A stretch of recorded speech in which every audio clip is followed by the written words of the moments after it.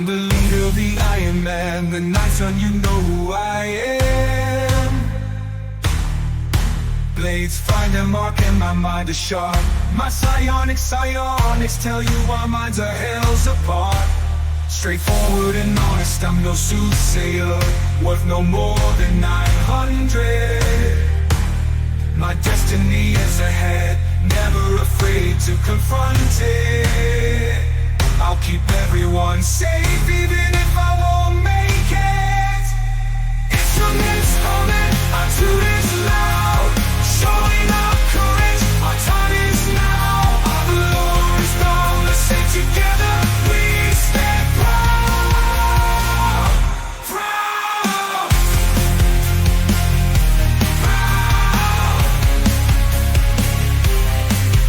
Big man, big heart, rage and control. Proud father, wisdom with age, never selfish, never cold. Knock you out with these fists, fall to the floor. Prefer peace, don't test me, I'll even the score. Brute strength to silence enemies, they'll fall. A peaceful soul, don't hesitate to brawl.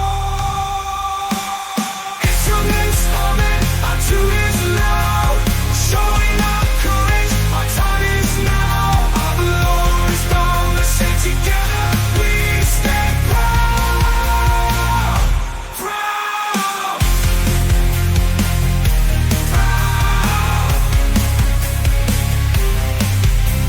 Shiny, the cat's out of the bed. Middle mate can be called ironclad. No cat and mouse, but with my prey I'll play a support animal, yeah. I'm your steel defender. No scratches on this cat, no sleek and slender. No attitude like men. I'm tired of you, so talk to my creator now. The shadows gather as I walk in shadow elf, but I hate my kin. To your inventor, I always have the tools for the job. Rules never tidy, kind of a slob. Sleep is for the weak, so I never catch a wink. If I feel tired, just down an energy drink. Master hacker, intelligent, without a doubt. Stand in my way, fuck around and find out. Proud. Instruments humming, our tune is loud, showing our courage, our time is now.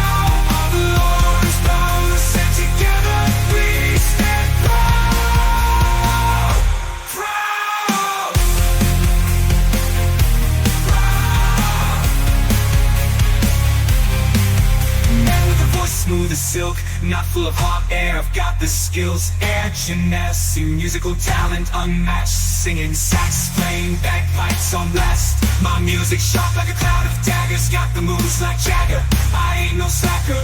Objects move when I'm around, an army of animated things who can't be brought down. I'll be your test, can't withstand this tempest. Proud. Instruments humming, our tune is loud, showing our courage, our time is now. Our Lord is boundless and together we stand proud. Proud. Proud.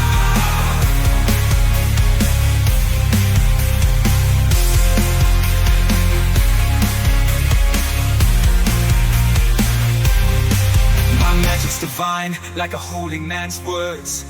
I bring the fire, like soon in a church, in the kitchen or chapel, that's where I shine. I'm the heart of the party, keeping their health in line. Pocket bacon always stocked up, ready to share. If anyone's in need, I'm quick to be there.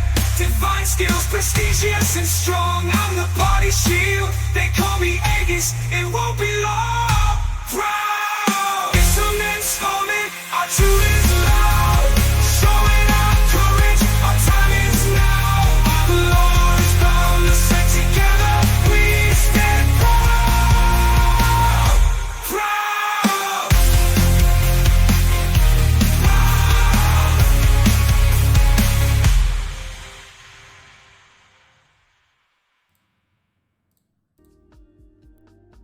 Okay. Hello, stream. Let me fix this.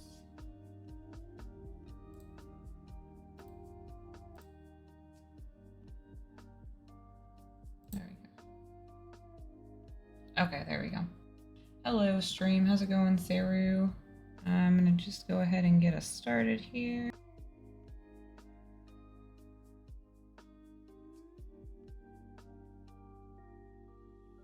Okay, let's jump over to the team. Thank you.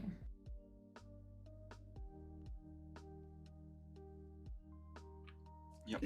Okay, cool. All right. Okay, so we're gonna do a very quick recap. Obviously, we are a Sans cat this week, but we knew that last week. All right, so last week you guys started out in the middle of trying to free Chronosis from his magical bindings, and upon successfully doing so, he filled you in on more of the story, and you all found out that TW is a time dragon, or was at one point at least, who has lost his mind due to diving too deeply into chronomancy. He was in love with Seraphel, which was Kronos' mate, and also she was Kethron's mother, and when his meddling in magic got the better of him, he decided to take matters into his own hands and took her life. He then ripped out Chronos' heart and bound him here, and then stole their egg and turned their offspring into a void-tainted dragon, which you guys eventually found and fixed.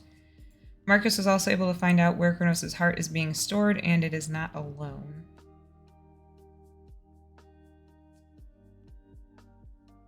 There's that reminder. And after some discussion, he was able, he being Chronosis, was able to read that Bonkin had some unfinished business that he needed to tend to, and Bonkin admitted that he'd kind of like to shift gears just this once in case what you guys are about to face is actually a decent challenge, as it seems it might be. Chronosis has requested that you send his son to this chamber so that the two of them can take on TW if he arrives while you're out, and also it'll give them a chance to catch up.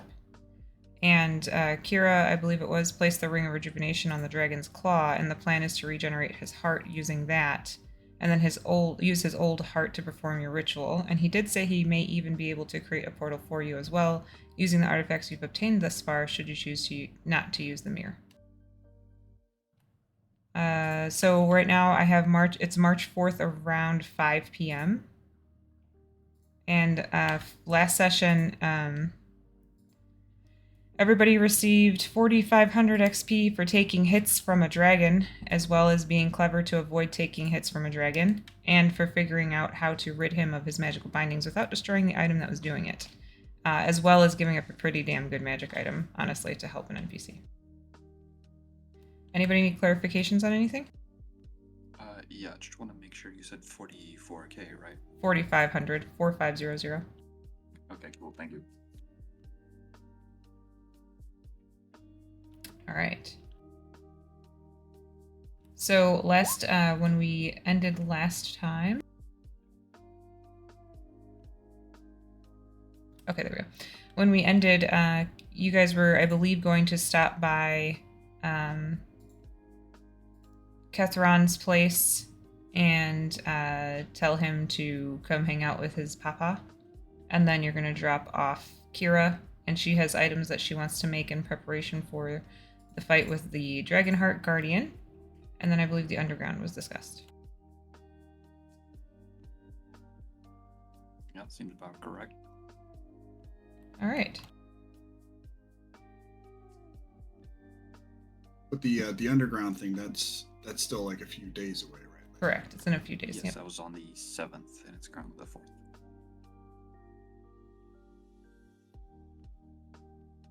All right. So with that, I'll let you guys kind of pick it up. Kira, is going to go along. I believe you guys were exiting last week toward the end of the evening, heading toward the car. So it's like a mile. Yeah, it's like a mile walk. What you guys do notice, there's no more time issues. There's no rubber banding when you go outside.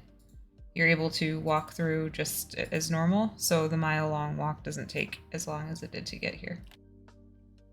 Did we leave the pendant with Chronosis, or did we take that with us? I'm almost positive Bonkin. If Kira put it in. Well, I'm pretty sure either Kiro or Marcus put it in their bag. They had a debate about it. Oh, that's right. Marcus, it ended up in your bag, didn't it? What was it? The pendant. Pendant. Honestly, Kira talked in circles for a while. I don't have a note on it, but I'm gonna err on the side of if she's not here this week, Marcus is gonna take it in case we need Okay. it. So That's kind of what I was gonna say too. Is I think nothing in her notes said she was spending this whatever little downtime she's gonna have doing anything with no. it. So Yeah. Okay. Perfect. So Marcus has the pendant.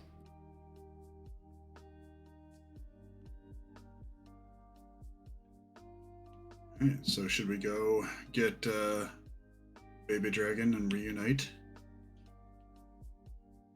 I think I have a note I have a thing in my notes that says Bonkin and Marcus raced to the car. Yes, that's right. You guys did. Yeah, Marcus is in the car. Marcus. Oh, right, smoldering. Yeah, Marcus took some sunlight smacking. Well, I'm definitely not like the movies. I'm smoking, not sparkling. That was a good one, Mr. Marcus. Yeah, you're blistering too. Oh, fuck, I am. Master Bonkin, can you hold my ear? Sure, I guess. Do you want it back?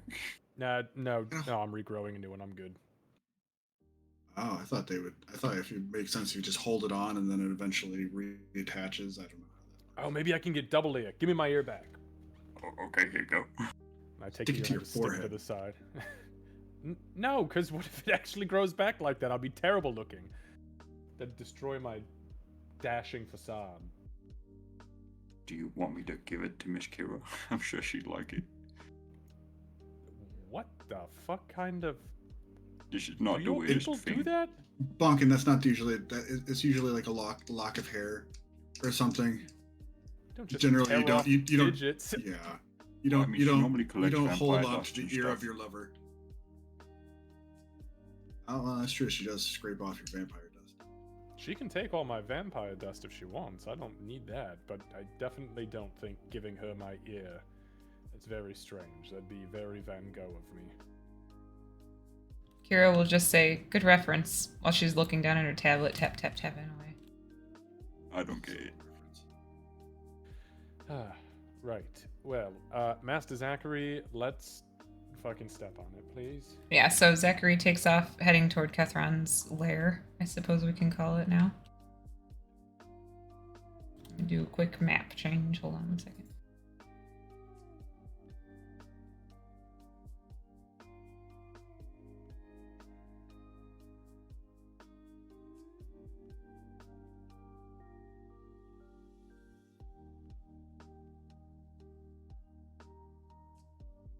That's old versions of you guys, but let me pull Kira.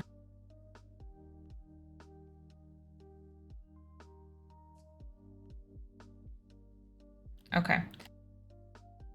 Kira stays in the car when you guys pull up there. She's kind of in the arty zone at this point.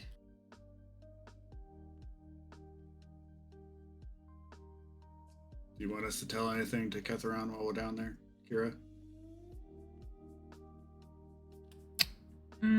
No. Kid dragon, father dragon, keep him safe. You know.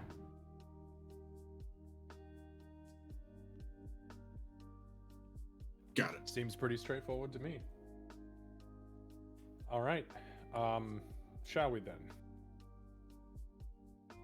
Sure. Did you don your armor? By the way, you probably might want to do that. Oh shit. Yeah. Why did I take this off again? Something to do with Miss. Oh, I think because we were going to take a nap and we didn't. Right. Yeah. Right. Marcus kind of looks back. You didn't even mention that to me? You just let me forget about my armor? I've been walking around half naked. Because you sprinted out of the room to try to beat Bonkin. Well, that's fair. I was leading for a while there, but he's pretty fucking fast. Big old legs. All right, let me put my armor on really quick so I don't burn to death as soon as I step out. I'll go ahead and burn a side point and just command the armor to reattach. Okay.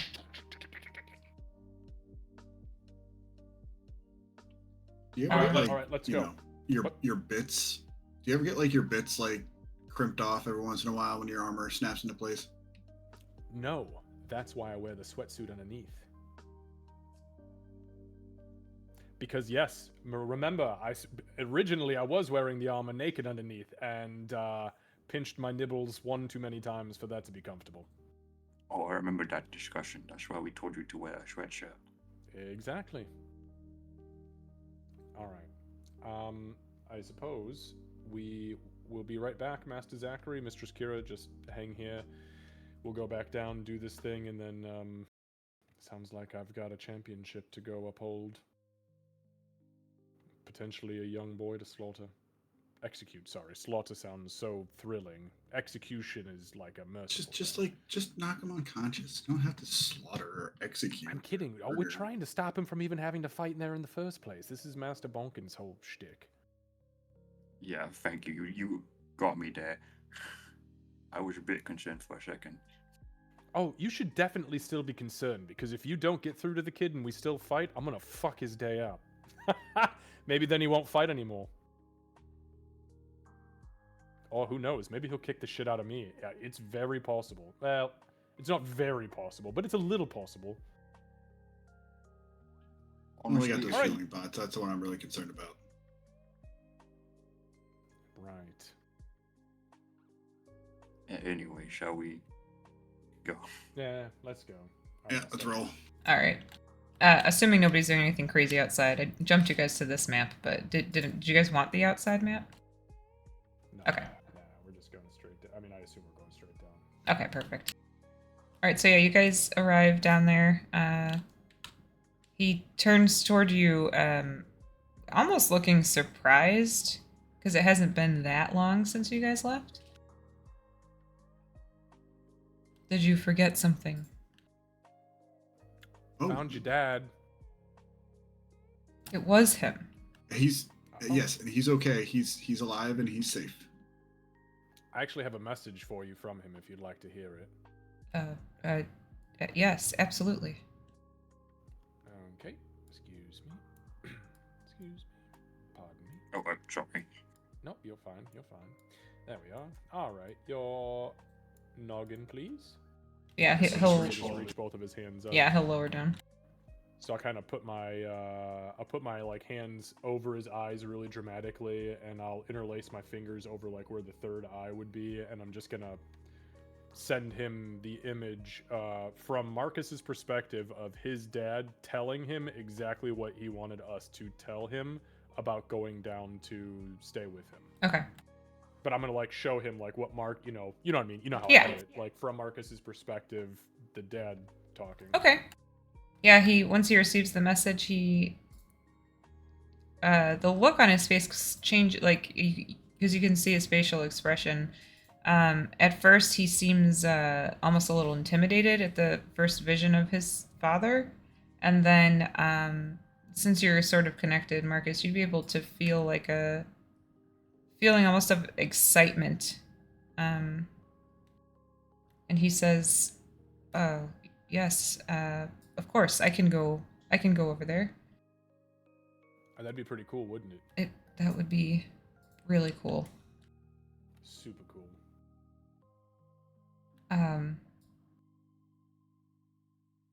It might be a bit of a tight fit, though.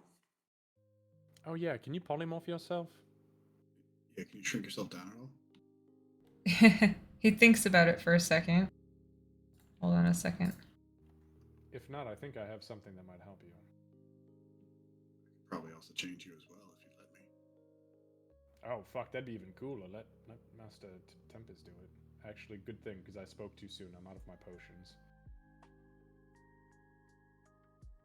Sorry, 1 second. I'm finding the. I only have this potion that makes things bigger, so I don't think I can help. Doesn't it make things smaller too? Yes. Yes, it's enlarge, reduce. So you'll see him kind of like focus. He clearly hadn't thought about this before, and he'll his shape, like his form, will start to have a shimmer about it, and suddenly in front of you is a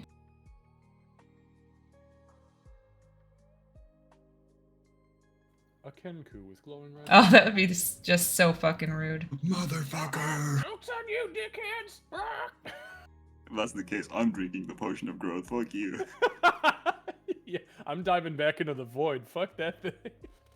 So you actually see a tiefling, dark purple skin. He's got horns as well, but his eyes are they're glowing topaz. They're glowing like the same color as his scales. Morocco smart too. You look like my weird great grandnephew.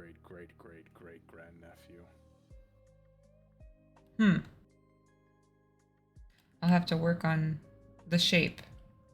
No, keep the shape. Once we go back into the past, he'll vanish from existence, so that's not a big deal. But, alright. I guess I'll have to deal. You need a ride? You ever been in a car before? I haven't been in a car before. Neither have I up until about 2 months ago. It's pretty awesome. Master... the fuck is our driver's Zachary. name? There we go. Master Zachary has got that thing tricked out. It is very comfy and doesn't like bump around anymore. It's not as loud as the last one. True. I would love to try a car. Alright. I guess it's technically a truck. A truck. I'll try a truck. Why did you say it like that? What is a truck? It's a vehicle. Like a car, but bigger. It's like a mount. Ah. Like, remember how I rode you out of the abyss when you were still your dark, shadowy form? Do you remember that? I may have a vague memory. You'll see a smirk across his face.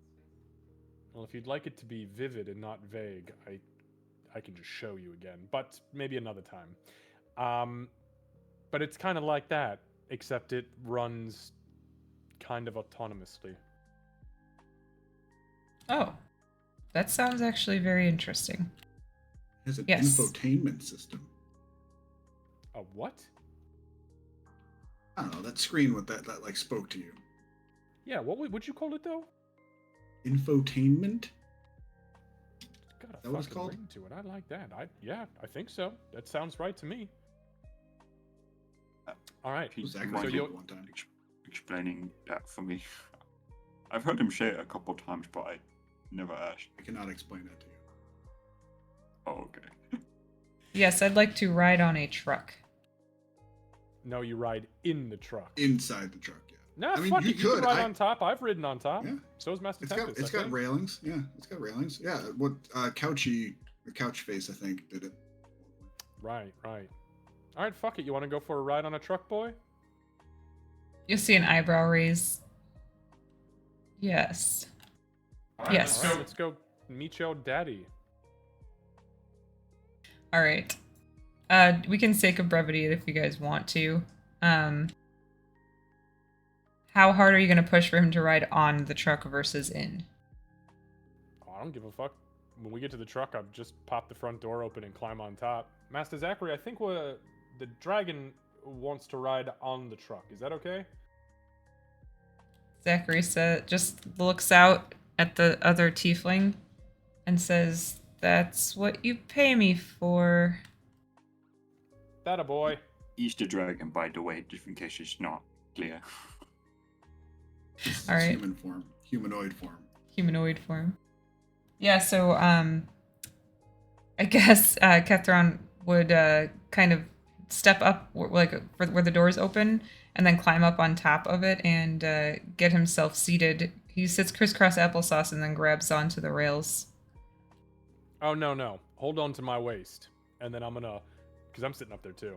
I'm gonna just where the rails are, I'm gonna wrap my feet around the front 2 rails, and I'm gonna wrap my arms around the 2 second rails and just fucking lock in. Okay. All right, yeah. So he'll kind of like grab around your chest with both of his arms, and then he tries to lock his feet in the rails as well. It's like, okay, let's ride on a truck. Now I'm having you do this because when we ride on this truck, it's going to be very bouncy, very fast, and very dangerous. If you fly off and you're not touching me, there's a good chance I won't know you've flown off. This way, if I know you let go, you're probably already lost, and I can try to recover you, so...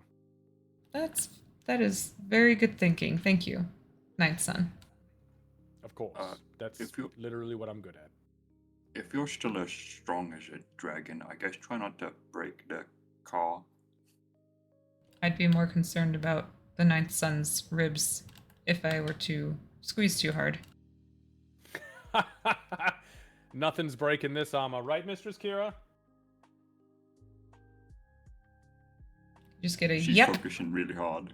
Looking at her tablet. She's actually really serious about that, trust me. I just fought your dad and kicked the shit out of him, so I'm not afraid of you. I kicked the shit out of you once, too. Well, I Yeah, we mean, both you did. didn't. We didn't. Shut kick the fuck up, shit Master out of him. Tempest! I kicked the shit out of the I'm dragon! just saying. Okay. He's fine, though. He's regenerating.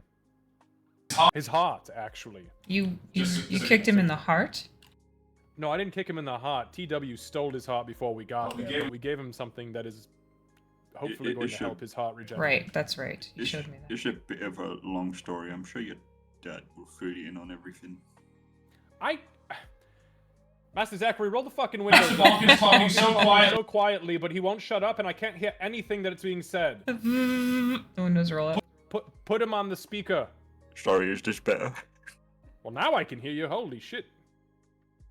I said I'm sure your dad would like to fill you in. Would fill you in on everything once we get there. Understood. And if not, I can show you the world. Let's go, Master Zachary. Okay. Yeah, so Zachary takes off. Go ahead. I need to know, does Marcus like Titanic with the dragon? No, Put it in he's not the chat, of course. Titanicing. He is holding on for dear fucking life. But yeah, essentially the dragon is strapped to his back. Probably, is he looking over my shoulder? Like, actually interested? Yeah, he's kind of looking all over, but yeah, when he's looking forward, he's looking over your shoulder. He knows the site of where you guys are going. So Zachary drives back toward the temple where Kethron's father is, where Chronosis is. And when this time he'll drive right up to it because there's no issue with the time stuff. And once you guys get up there, still no issue with time stuff, thankfully. And Kethron lets go from holding onto around Marcus's chest. Thankfully, you guys are able to stay on. Zachary was kind of careful with his driving. And this new truck, even on the outside, when you're sitting on the outside, it seems like it's a smoother ride. So once it stops, Kethron will let go and kind of climb down the side of the truck and land in the sand. And he'll look up at you, Marcus, still on the top of the truck, I'm assuming? Mm-hmm. All right. Is it just an open way down to get to him? There's kind of some zigging and well, fuck it. You want me to just show you the way? Yes. Yeah, let's just take him. Oh, fuck that. I'm just gonna touch his head. That's what I figured you were going to do. Oh, okay. Just show him the way? Or should we go down there and watch the whole fucking sob? They're gonna cry. You want to watch two I dragons mean, we cry? can at least get him to the portal. You know, just kind of like, there you go, big guy, and give him like a nudge. All right. I'm gonna stay It here. just feels polite, you know. I don't know. Yeah, that's not really in my wheelhouse. So I'll stay here and make sure that Master Zachary doesn't try anything with Mistress Kira, and you all can just walk the dragon down to his dad. That's the weirdest sentence I think I've said in months. Zachary could steal anyone's girl. I believe that. That's smoldering, chiseled jaw. Beautiful son of a bitch. I hate you, Master Zachary. I hate you because you're beautiful. Zachary just like grins at you. Kethron will there we go, that's what I was looking for. Kethron will I was terrified to let him drive Gale around too. he protects her. So he's her bodyguard. Listen, he worked for the Golden Commander. I think I'm safe. Or are you? He works for me too. But are you safe is the real question. No, I know I'm not safe. Nobody's safe. Nobody's safe from the smolder. All right. So Marcus stays in the car with Kira and Zachary and the cats. And Tempest, you're gonna walk Kethron and Bonkin. Were you going to? Yes, I will Okay. walk with Catherine and Okay. Tempest. Hold on 1 second. And we won't like give them the whole tour of the place. Obviously, we just be like, scary shit happened down that hallway. Careful of that area over here. Let's just go straight to the portal here. There's a truth door around that corner. Truth or dare door. That'd be a great door. All right. So we can sake of brevity, but just a reminder of the map. Oh. So you guys are gonna just take him straight to the portal, like right through here.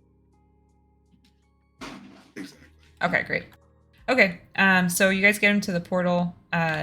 He turns and thanks you both, and you can see him take a deep breath before he steps into the portal. You can sense nervousness, but again, anticipation and excitement. Hey, before you go in, he's very excited to meet you. He's sad that he's missed the time, but he's excited to see you. He'll I nod. was gonna say the same thing. As a dad missing my own daughter, I know for a certainty that he'll be. Well, if he doesn't cry, he's probably definitely crying on the inside from seeing you. Happy tears. Thank you for that. I don't really know what to say to a parent. It's all right. Hi. Yeah, Mr. Tempest got the right idea. Start with a hello, and then I'm sure from there on you'll catch up as you explain, I guess, everything. He'll nod to you guys and then turn toward the portal and step through. And as he steps through, you can see he's starting to transform back into his dragon form.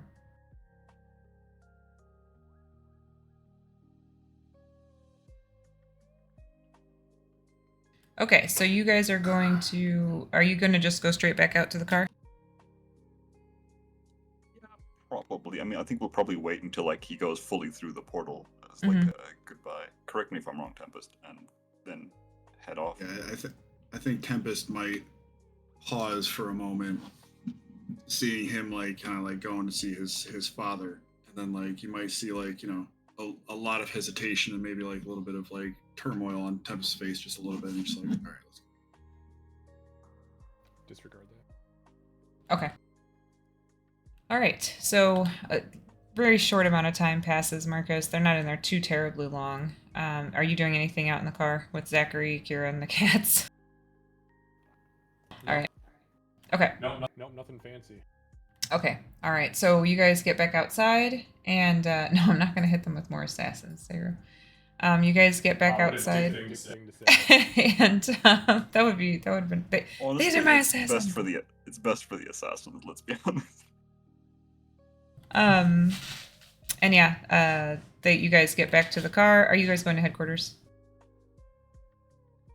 Yeah, we'll go back. Yeah, let's head back. Because it was a few days still until it's the 4th and the underground's on the 7th. So yeah, we'll go back. All right. Let me make sure I have the newest versions of everybody real quick.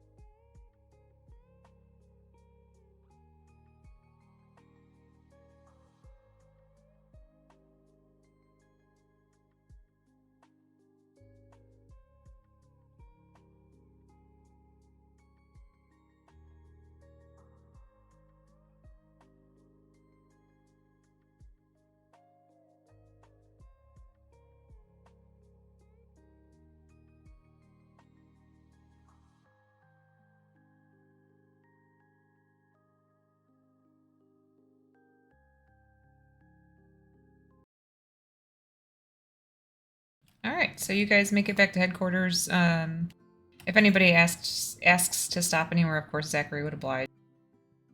You get back, and Kira basically goes straight up to her. She kind of turns Marcus, and she'll catch your eye on purpose, and she'll say, "I put Marcus in the fridge, sorry." And she'll say, "You know where to find me if you need me." Yeah, no, I know where to find you for sure. I think we're gonna take probably a couple of days here before we do our thing. So I know you've got a bag of tricks you need to work the kinks out of or something.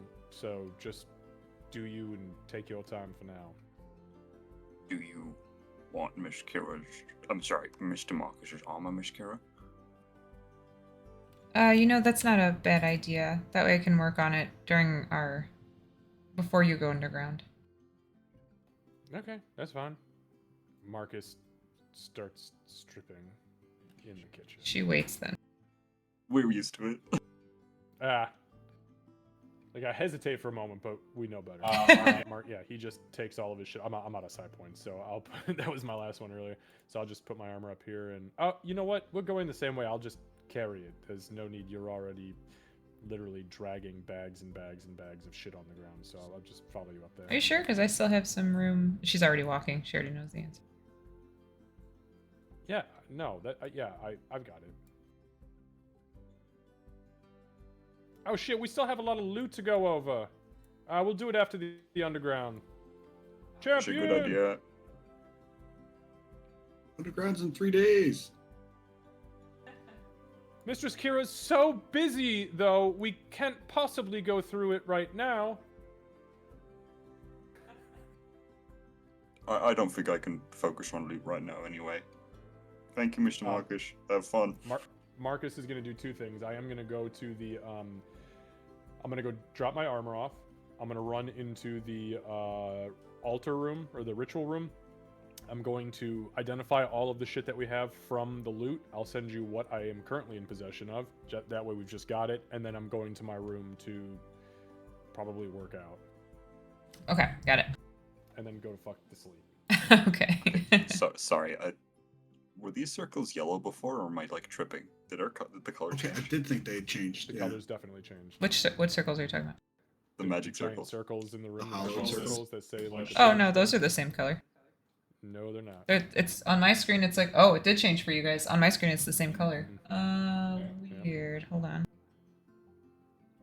Oh, that's so weird. Okay. It's like red or orange for you guys. I mean, I don't care. It is what it is. I Kinda thought it defines like the boundaries. I thought it kind of like I don't know, it stopped working or there's a glitch or something. DW's attacking. Right, exactly, yeah. That's kind of what I was concerned of. There is a glitch, but it's not in the game. It's in the platform. Gale's also turned red. Yeah, what the hell? They must have done something to their colors. I didn't know what that was, to be honest. I thought it was part of the map or something. Yeah, that's weird. It's not even changing. All right, I'll have to look at that. That's good to know, and I'll have to check that. It's not a big deal. Yeah. That's just weird.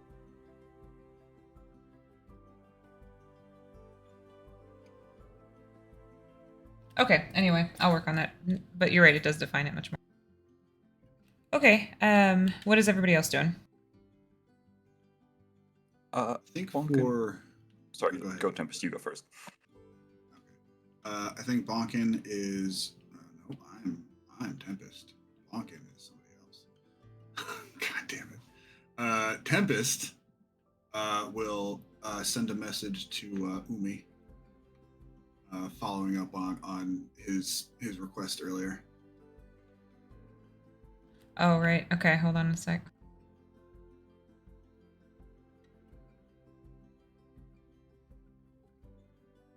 Oh yeah, and your text to Gale would have gone out like when you guys were in the desert.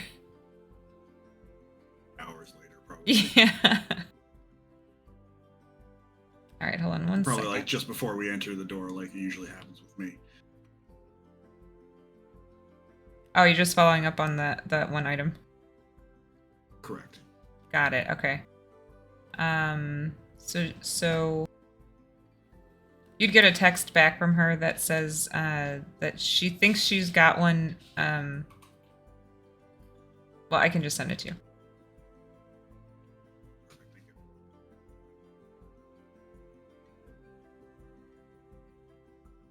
you. And other than that, Tempest will probably clean up and then probably some downtime until time comes to go to the underground, I assume. For this day, Bonkin will ask Zachary if it's okay if he can go back to the gem store. Specifically, he wants to request another belt for Marcus because he gave his to Catherine.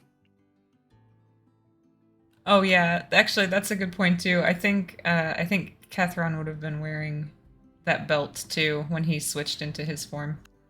He wanted something with sentimental value. I was like, done. That's perfect. Okay, yeah, Zachary says, of course, I'll drive you anywhere you want. I don't know. That'd be appreciated. They're probably open till 7 or so we should have some time.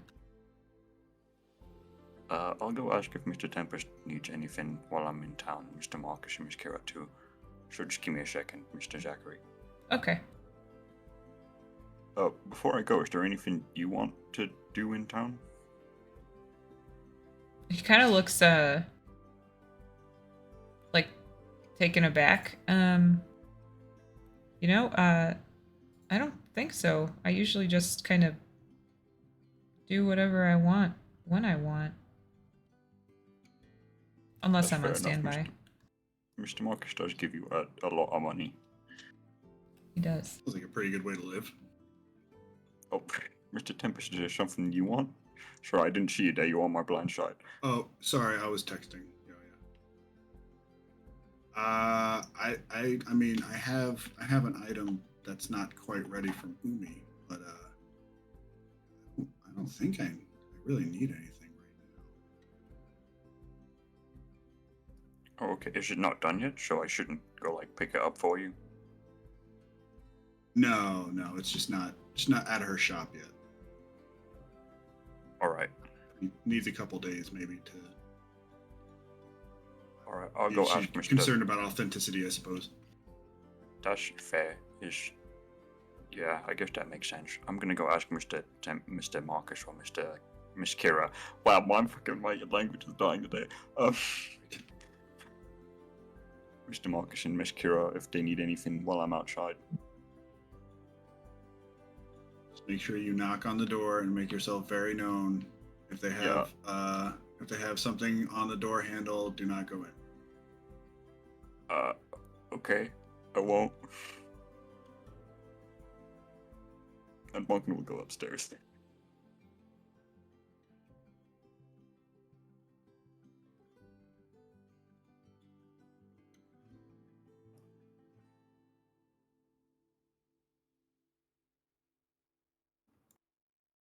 I think I've made Bonkin smaller, but it's okay. Anyway, I'm gonna knock on Marcus's door first because he's the closest. Come in. I'm naked.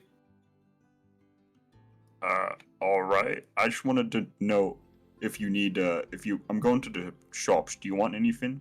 Going to town. Do you open the door, or are you talking through the door? Through the door. You said you're naked. Who the fuck is that out there? I said come in. I just warned you. I'm naked. I guess he'll open the door. He doesn't know the so- reason with Marcus. So Marcus is currently naked. You don't see anything in the front because he is standing on his hands with his front facing the window and his feet up on the edges of the windowsill. Blinds are drawn, but he is currently doing inverted push-ups with his feet up on the wall. He looks up at you in the middle of a push-up. Okay, sorry, what was that, Master Balkan? Why are you talking at me through the fucking door? Because you said you were naked. I thought you didn't want me to. No, I said come in. I was just giving you a fair warning. Sorry, it was what Mrs. Plus, all you Tempest can calls see is my mixed sculpted tush. signals. Oh, mixed signals? Yeah, something like that. It's normal Sorry. where I'm from that someone's naked, you don't go in. Oh, that's terrible. Would it even fucking matter? You're covered in fur. I live with more than just bugbears in me town. Oh, gotcha. Right, okay, so sorry, what were you whispering outside the door to me about? I said, I'm going into town. Is there something you want me to get for you? Oh, where are you stopping?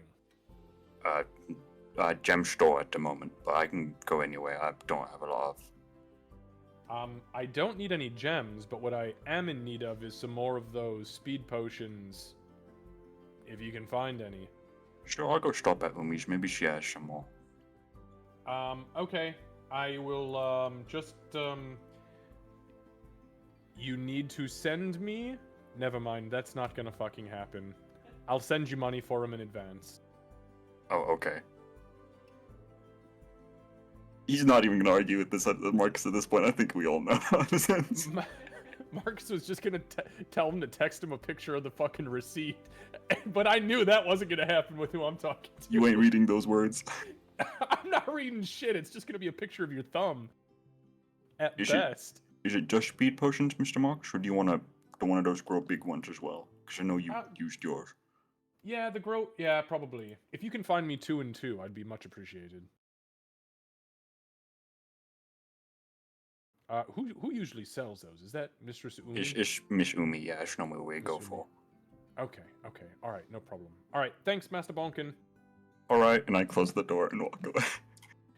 I immediately get off the window and run for my headset, and I put it on and I call Umi. Okay. I'll let him Okay. say his thing while that's connecting. It's just gonna be knocking on the door and asking if Kira wants anything. I'm not gonna have you roleplay, Kira. Yeah, I think she'd probably say, Why? Go away. That's not what I don't I want to be bothered. I'm working on things. God, Gosh. Bonkin. That's not what I was gonna say, but I feel like that was, that was it.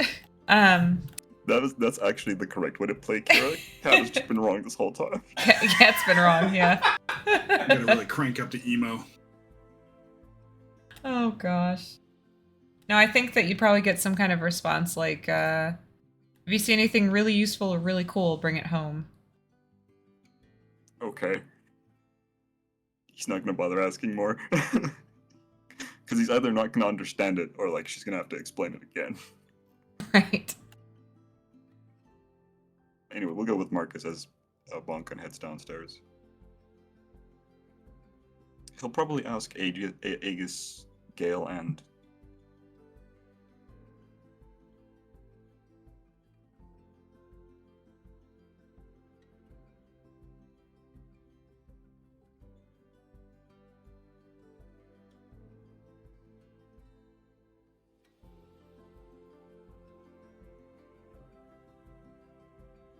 All right, so Marcus calls Apothecary, and Umi answers and says, "Thank you for calling Apothecary. This is Umi. How can I help you?" I'm gonna find you and I'm gonna kill you. Marcus. God damned it. Caller I'm ID. terrible. Terrible. Yeah, I'm sorry. I'm just playing with new voices. Since everybody in this house just like suddenly changed his voice. It was very creepy. It was creepy. Good. Hey, listen. Any chance you have down at the shop any of those potions that make things get really big, really fast? Or any of those potions that make you go really fast, really fast?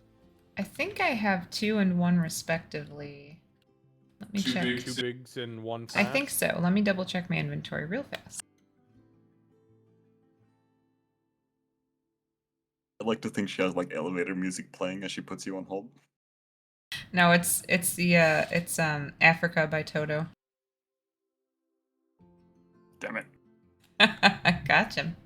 All right. Yeah. Breakdown. I have. No, No, shut up! Put me back on hold. That was the best part. I would play it, but I'll get in trouble. Yeah, no, it's okay. All right, sorry. Go ahead. Yeah. So, I have 2 and 1. You want me to hold them for you? I'm gonna do you one better. You have anything fun or fancy or like really weird down there right now, like potion wise? Anything like really fucking crazy? Like I'm gonna drink it and it's gonna be like one of those things that's just gonna make people really, really freak the fuck out. Like, me growing 4 times my size wasn't enough. Let me see. She puts you back on, and you realize it's Weird Al singing it with Weezer. Who the fuck is this monster? Okay, give me 1 second. Because I have a table.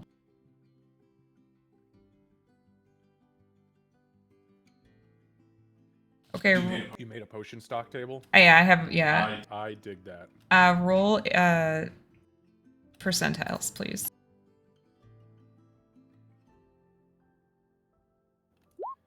28.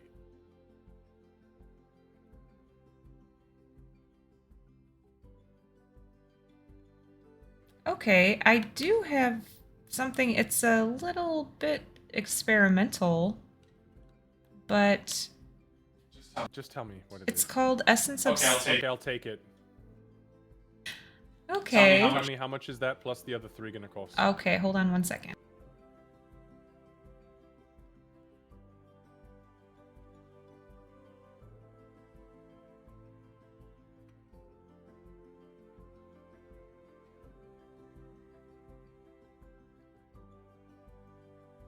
One sec, I have to add your discount.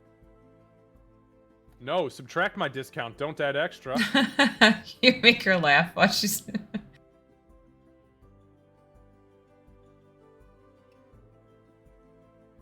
Okay, so it'll be.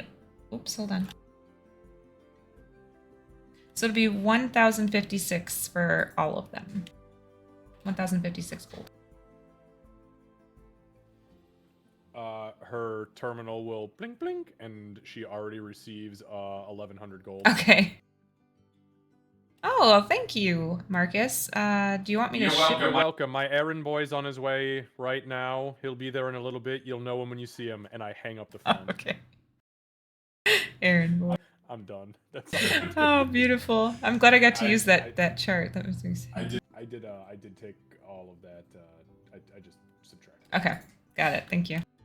Also, I did send you a message noting what I have and the loot that I still needed from the mimic. Oh. But there probably wasn't anything from the dragon fight because that was just to save him. Yeah. Okay. Yeah, I will get you the mimic loot once. Okay. No worries. But then I'm getting everything identified. Okay, perfect. All right, cool. And I end my spiel. All right, Tempest, are you doing anything? I suppose, yeah, Tempest would probably just find Gale around the house. He'd say to her, "Sorry about the late text about the whole timey-wimey thing. I'm actually really glad things didn't get too weird in that temple over there." Oh, well, that's fine. You texted and then you kind of showed up not too long after, so is everything okay? Did you get stuck in time? Are you like 30 years older now? She starts looking over your face. Going great. No. No, you look relatively normal. As normal as I guess blue genasi in a land of pink-skinned humans can, I suppose. Yeah, something like that. Well, how did everything go? How was it? It was good. We reunited Ketherick with his father, and that was nice.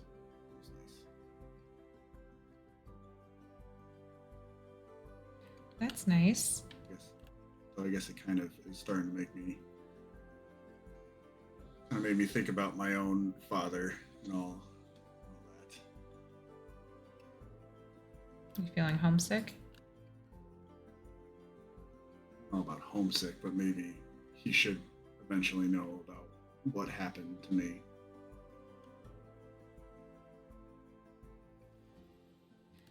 At least some kind of closure, because my whole family, they don't know what happened to me. I just left one day and it was just about it. I think even if it's not for them, it might be good for you to get that closure.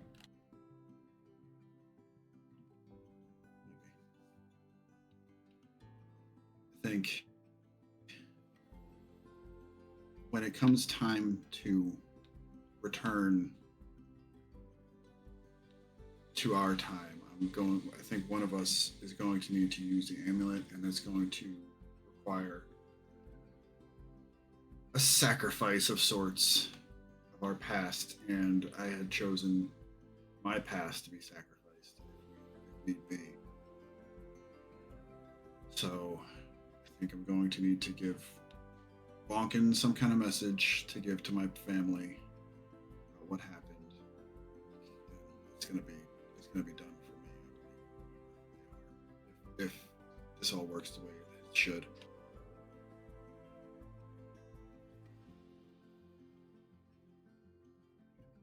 Just so you know, you're kind of cutting in and out a little bit.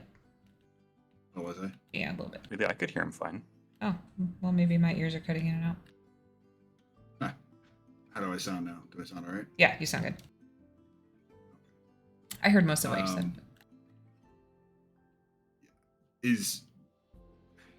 I being selfish? Do you think? Should I? Feels like I'm being selfish now. Giving up your memories? Giving up your history? Well, I mean, yeah, but yes, it's to help a friend, but it's also, honestly, I think it's more of a way to make it easier for me to not have to think about them. When I heard this opportunity to help Bonkin while also kind of alleviating my burden, I jumped on it. Is that selfish? I don't think it's selfish. I think that you're hurting, and I don't think you want to admit it, and that's okay too. But I also think that you should weigh carrying the burden against giving it up, and which, I guess, do you just completely lose all memories from before? If that's how I understand it. It might not even come to it. Maybe we don't need this amulet to hold the time door, like a time portal. I'm not sure exactly what the right terms are here. Time portal open long enough for us to do what we need to do for several hours and come back. If we use the mirror, if I understand this right, it only holds open for so long while we have the amulet that extends it, but maybe the dragon can open a portal for us. And this is also confusing. I see. Well, I think that our past is part of what makes us who we are. My only concern would be that it might take away from who you are if you give it up. But if it's not something you feel like you could live happily with, then maybe the best choice is to get rid of it. I know that's not helpful. Well, I mean, I guess I wasn't expecting a definitive answer to such a complex question. The short answer is I don't think you're being selfish.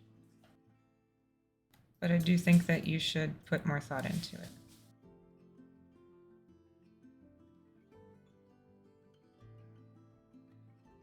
It's not happening anytime soon, so I do have time to think about this. Right. But And maybe I don't you, know. I don't.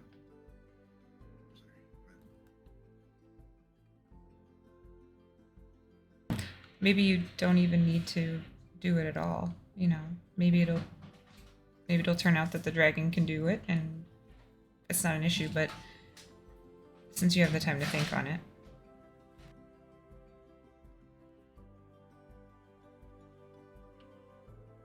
Right. Okay. Thank you. I need to wash up because I am covered in dragon breath. So Yeah. She kind of looks you up and down. You know, when I enrolled at the university, I never expected, well, number one, to be abducted by vampires twice. But number two, to meet a time traveler who is constantly covered in the insides of creatures that were thought to only be myths. Well, lucky for you, when I left home, I didn't expect any of this shit either. I didn't expect to fucking blip 900 years into the future and fight monsters and dragons. I thought I was just going to be like, smacking bandits around and healing people in need, but here we are, I guess. Just think if you hadn't been the curious one who reached out and touched the globe. She puts her arm around your shoulders and starts like ushering you up the stairs. You never would have ended up here in the first place. Or worse, I guess.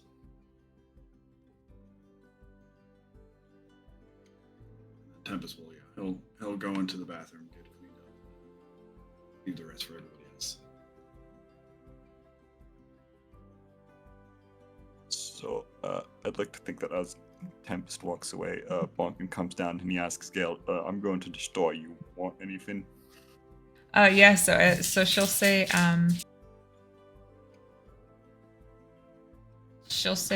can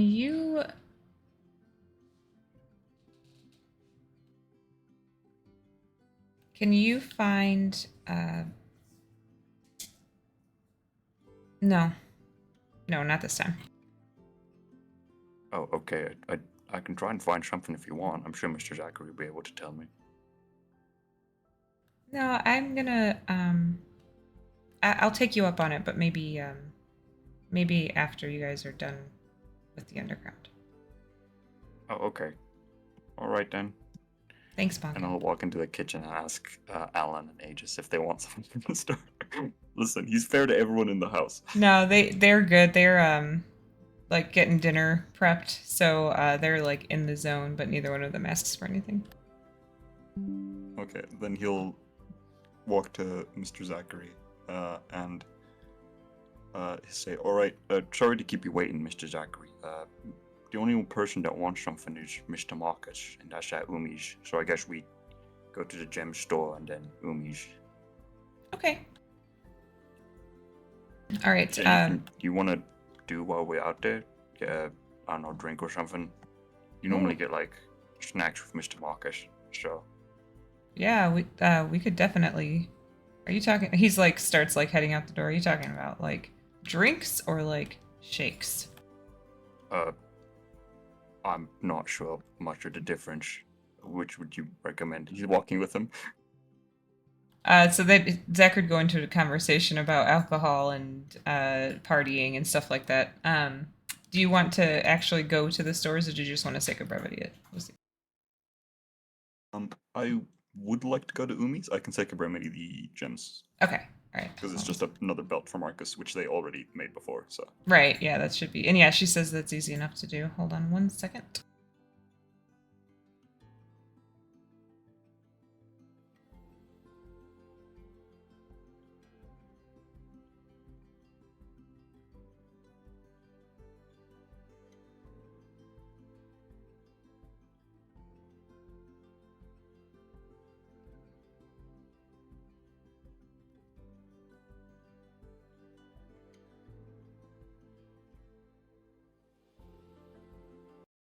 Okay, so Forget how big her store is. yeah, it's got the loft. He brings you to Zachary brings you to Umi's store, to Averick Apothecary.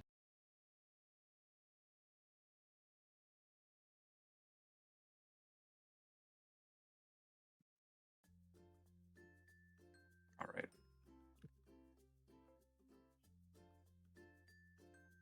Sorry, you cut out for a second this time. That would be like done, or did you say to pause or wait for something? No, we're good. He drops you off, or he's waiting outside. I guess. Okay. Then Bonkin will walk in.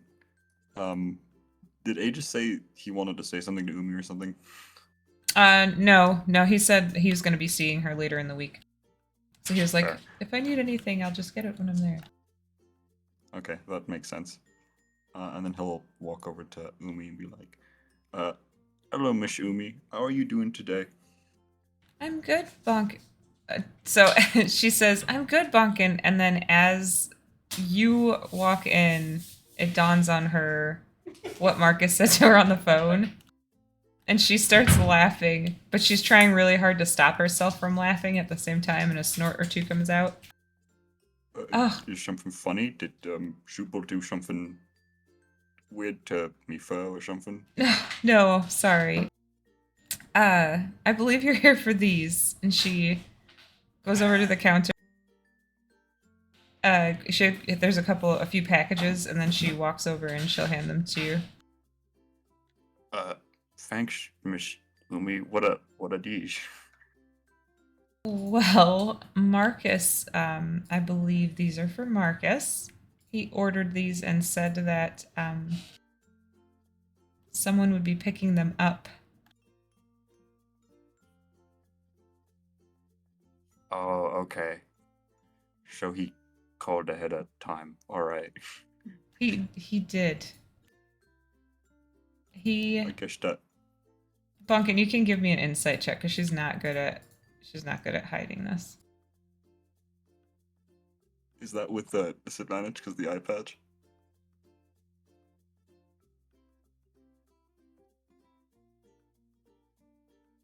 Amazing. Yeah, she's like still kind of chuckling, but you're not sure. You're just like, yeah, it's Bonkin. He may be tall, but everything goes over his head. It's true. Is there anything else that you needed, Bonkin? Is there anything else that you'd like? Yeah, Mishumi, if it doesn't bother you, I kind of feel like I've not been doing as good as I could be in fights. Because Mr. Marcus can basically do most things way better than I can. I kind of I'm usually to hit, and I guess my punches don't do as much as his nice flails can that Mr. Morocco's made him. I guess it's kind of obvious, but I did ask you this before if you had anything, but I guess I'll ask if you have anything now. I don't have like specifics, but I'm just always in front, trying to get attention of things so they don't hit everyone else. I mainly fight with me fists and can't really use armor. So you're needing something to give you an edge in combat. Yeah, maybe something that'll let me hit a bit harder or make me harder to hit or something like that. I have a couple items, but it's metagaming, so I won't say anything. Because Bonkin wouldn't know. That's fair. That's fair.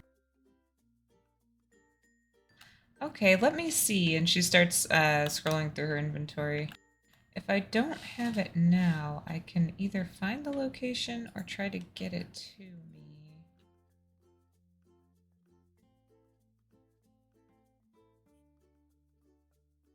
I'm assuming you wouldn't want a shield of any kind. Not really. It kind of makes things a bit difficult. Sure, I The way understand. I fight. Yeah. And you don't want armor either. No, it kind of slows me down. I see why you have a conundrum. There are rings that could help. Yeah, I was kind of thinking because we gave a dragon a ring, maybe a ring or a necklace or something like that might be able to help me. Because I can't really get gauntlets or anything because of Deej and hold up his gauntlets of ogre strength. Right, so we're down to rings and toe rings. How do you feel? How do you feel about toe rings, Bonkin? Sure, I don't really wear shoes, so I don't see why not. He's still not wearing shoes.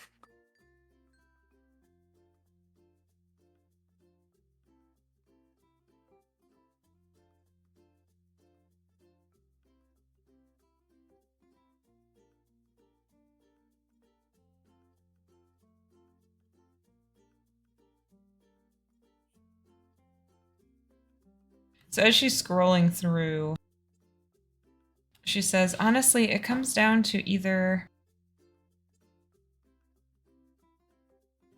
robes, well, a cloak, really, or rings. I might be able to either get or craft you a ring. It wouldn't add much to your defense, but it could add something. As far That would as... be appreciated, honestly, because I get hit very usually. Okay. We could certainly Also, work even on if it's that. just something to help me hit a bit harder, or I don't know, whatever you think is best. I'm not very good with just magical stuff. That's alright, that's what we're here for. There are a few items that I'm thinking of, but they're not very common. One question for you, though. Yeah? Have you ever heard of the Shackles of the Titan? Have I? The DM? Probably not. No, I would say no.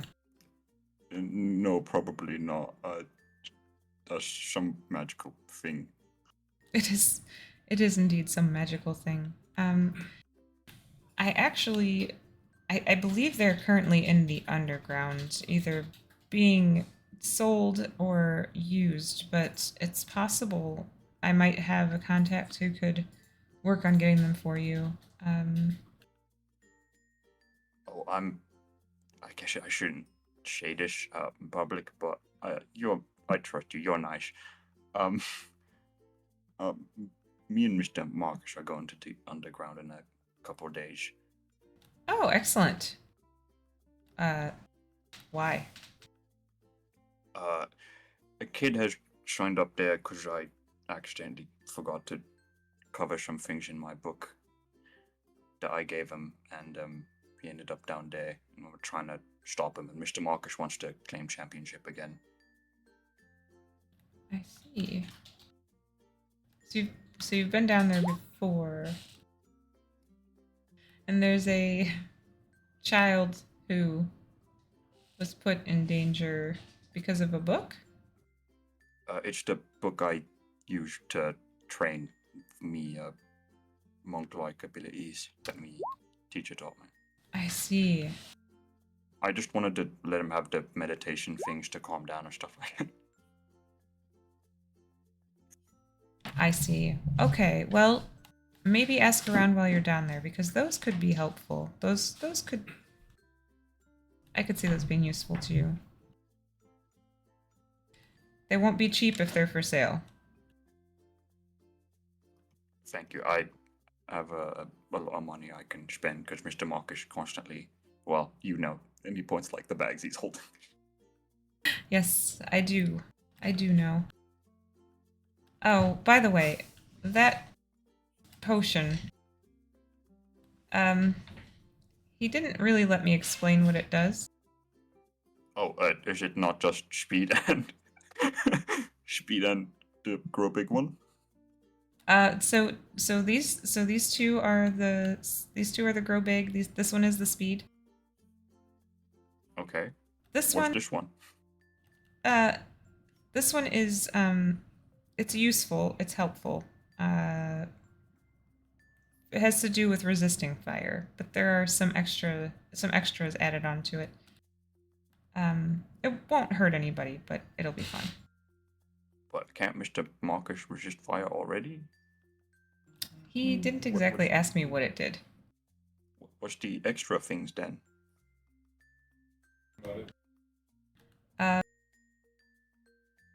So the extra things that it does, he can swim faster. He's real good at building sandcastles and burying things in sand, and then also finding treasure, holding his breath underwater, and apparently it makes you very good at beach volleyball.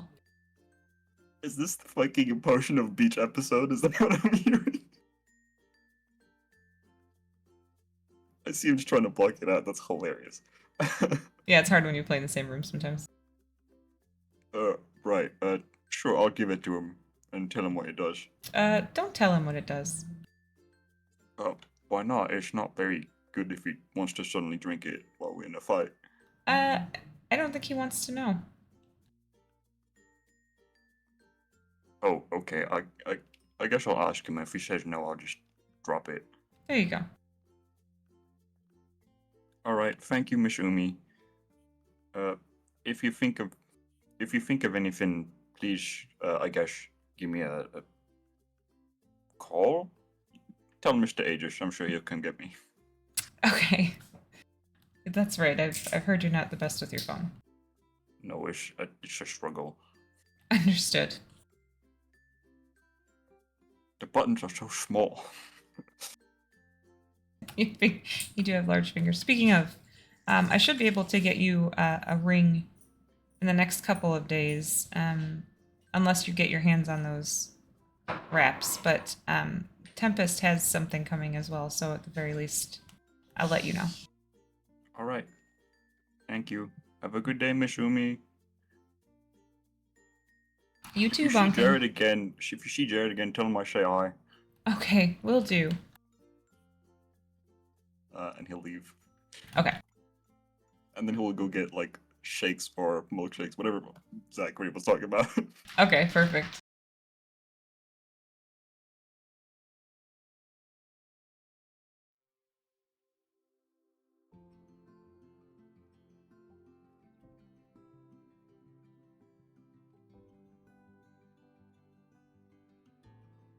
All right, so Zachary takes you to pick up some shakes and snacks and stuff, and then you guys get home.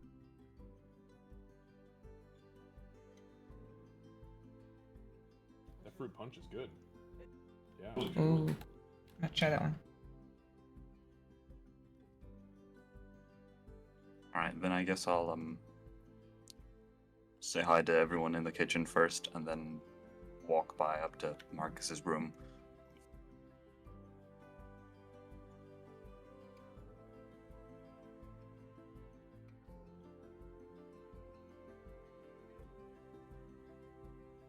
And knock on the door. Come in, Professor Sundama's feeding. Okay. And I'm gonna open the door.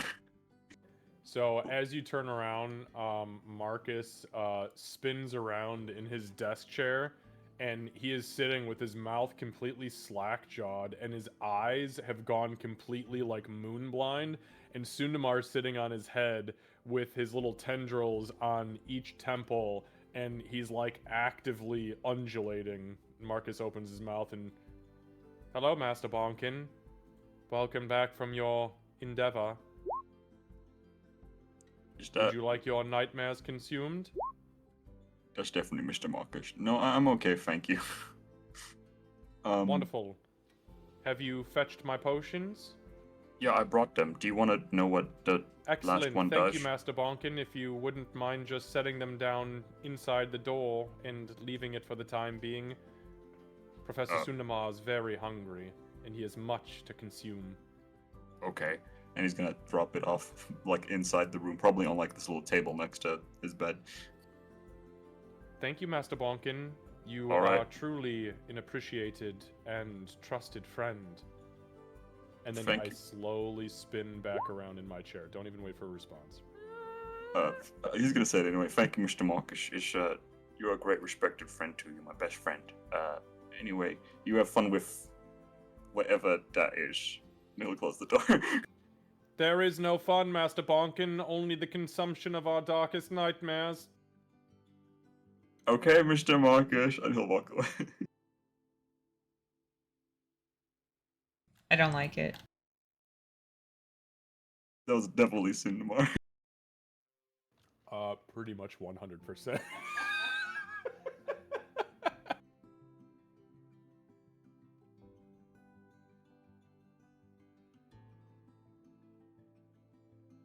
All right. Is there anything anybody else needs to do?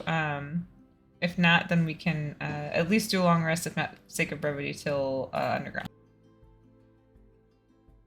I can honestly say Marcus will have nothing to do until the underground. That's his next objective, since it was collectively decided we wait on the subchamber with the dragons. So I'm just going through daily routine. Okay, got it. Yeah, same. The only other thing is the thing from Umi, but that's I think like the day of the fight anyway. Yeah. I will do something. Will do some things, but it's not anything major. I'll probably just message you about them later. Okay, perfect. Kira would probably go for runs with you, Marcus, in the morning still. Just thinking like her. Okay, so we can, sake of brevity, forward. I believe it was the 7th that I had said. I'm just checking my notes. Yes, the 7th. Okay, perfect.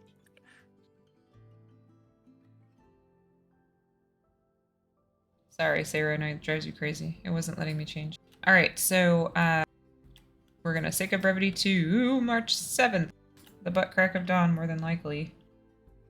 Oh, actually, during the couple days prior. So you do receive this in the mail, and it's one for each of you.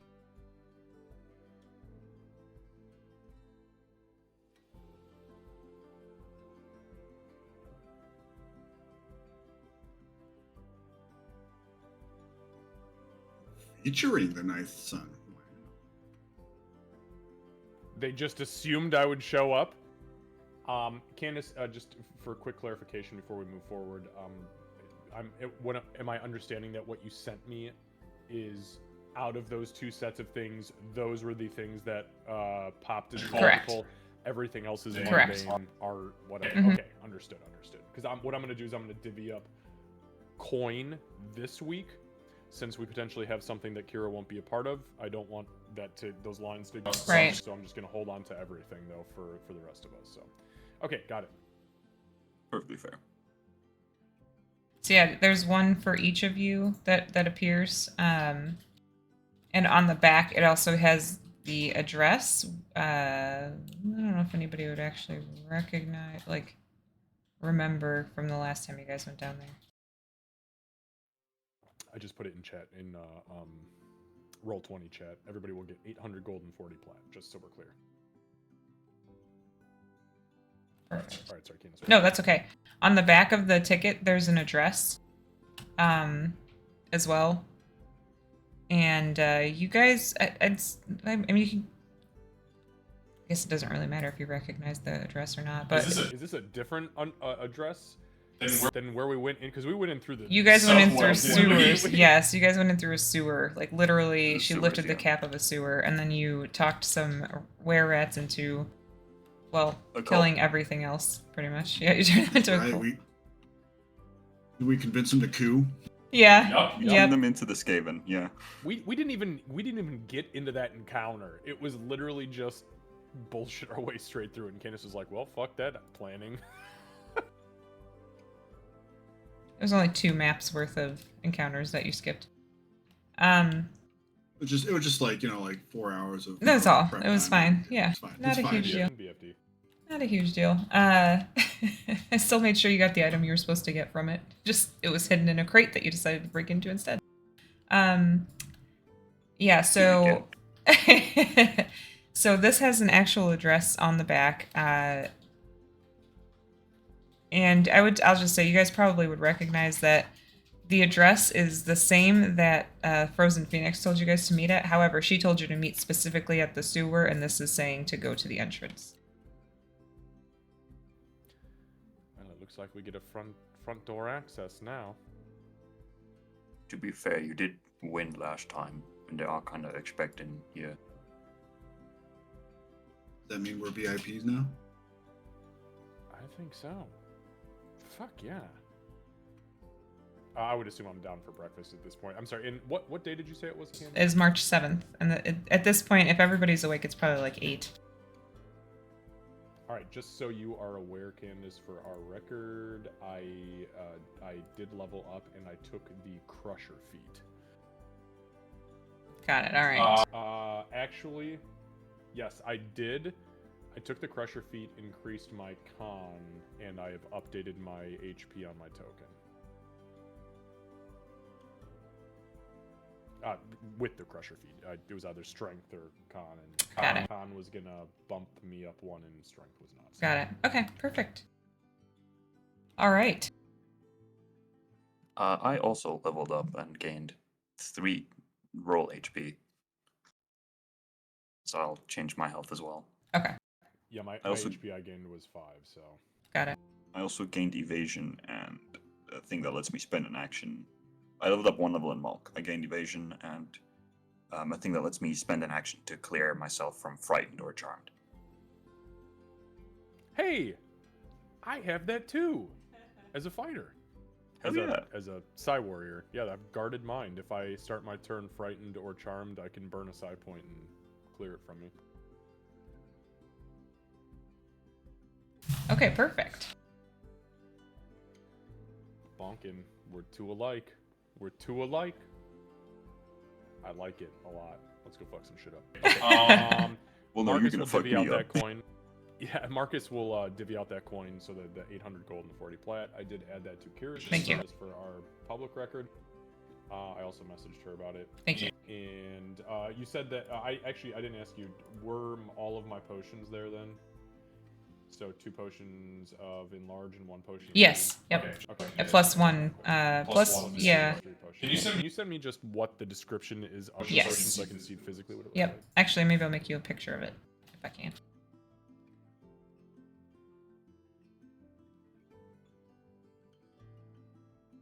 So you guys get downstairs, and Aegis and Alan they've made a really delicious breakfast for you, knowing what you're doing today. So you've got biscuits and gravy with hash browns, and then you've also got some breakfast sausage links, and they're making different kinds of eggs to order.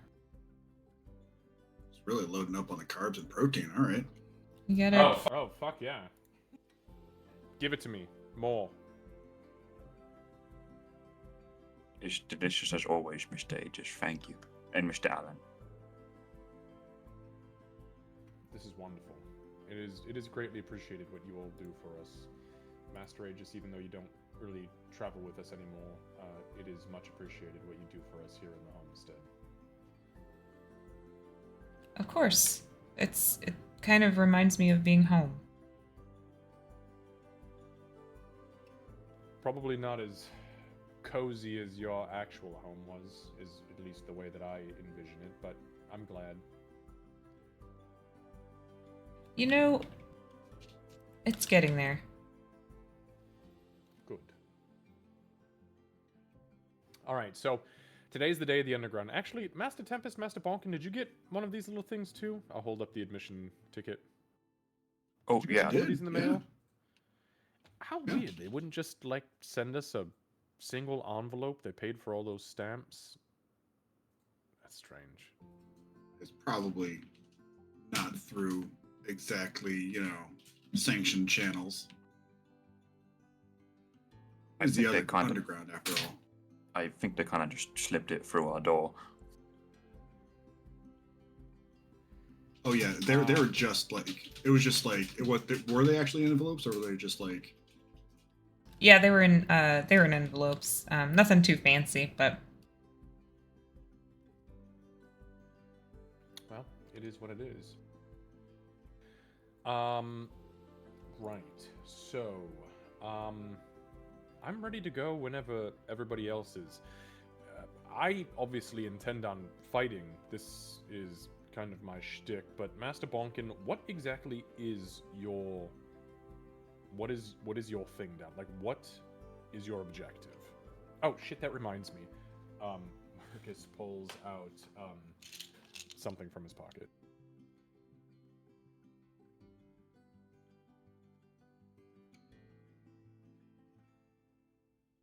Oh, sorry. Go ahead, Master Bonkin.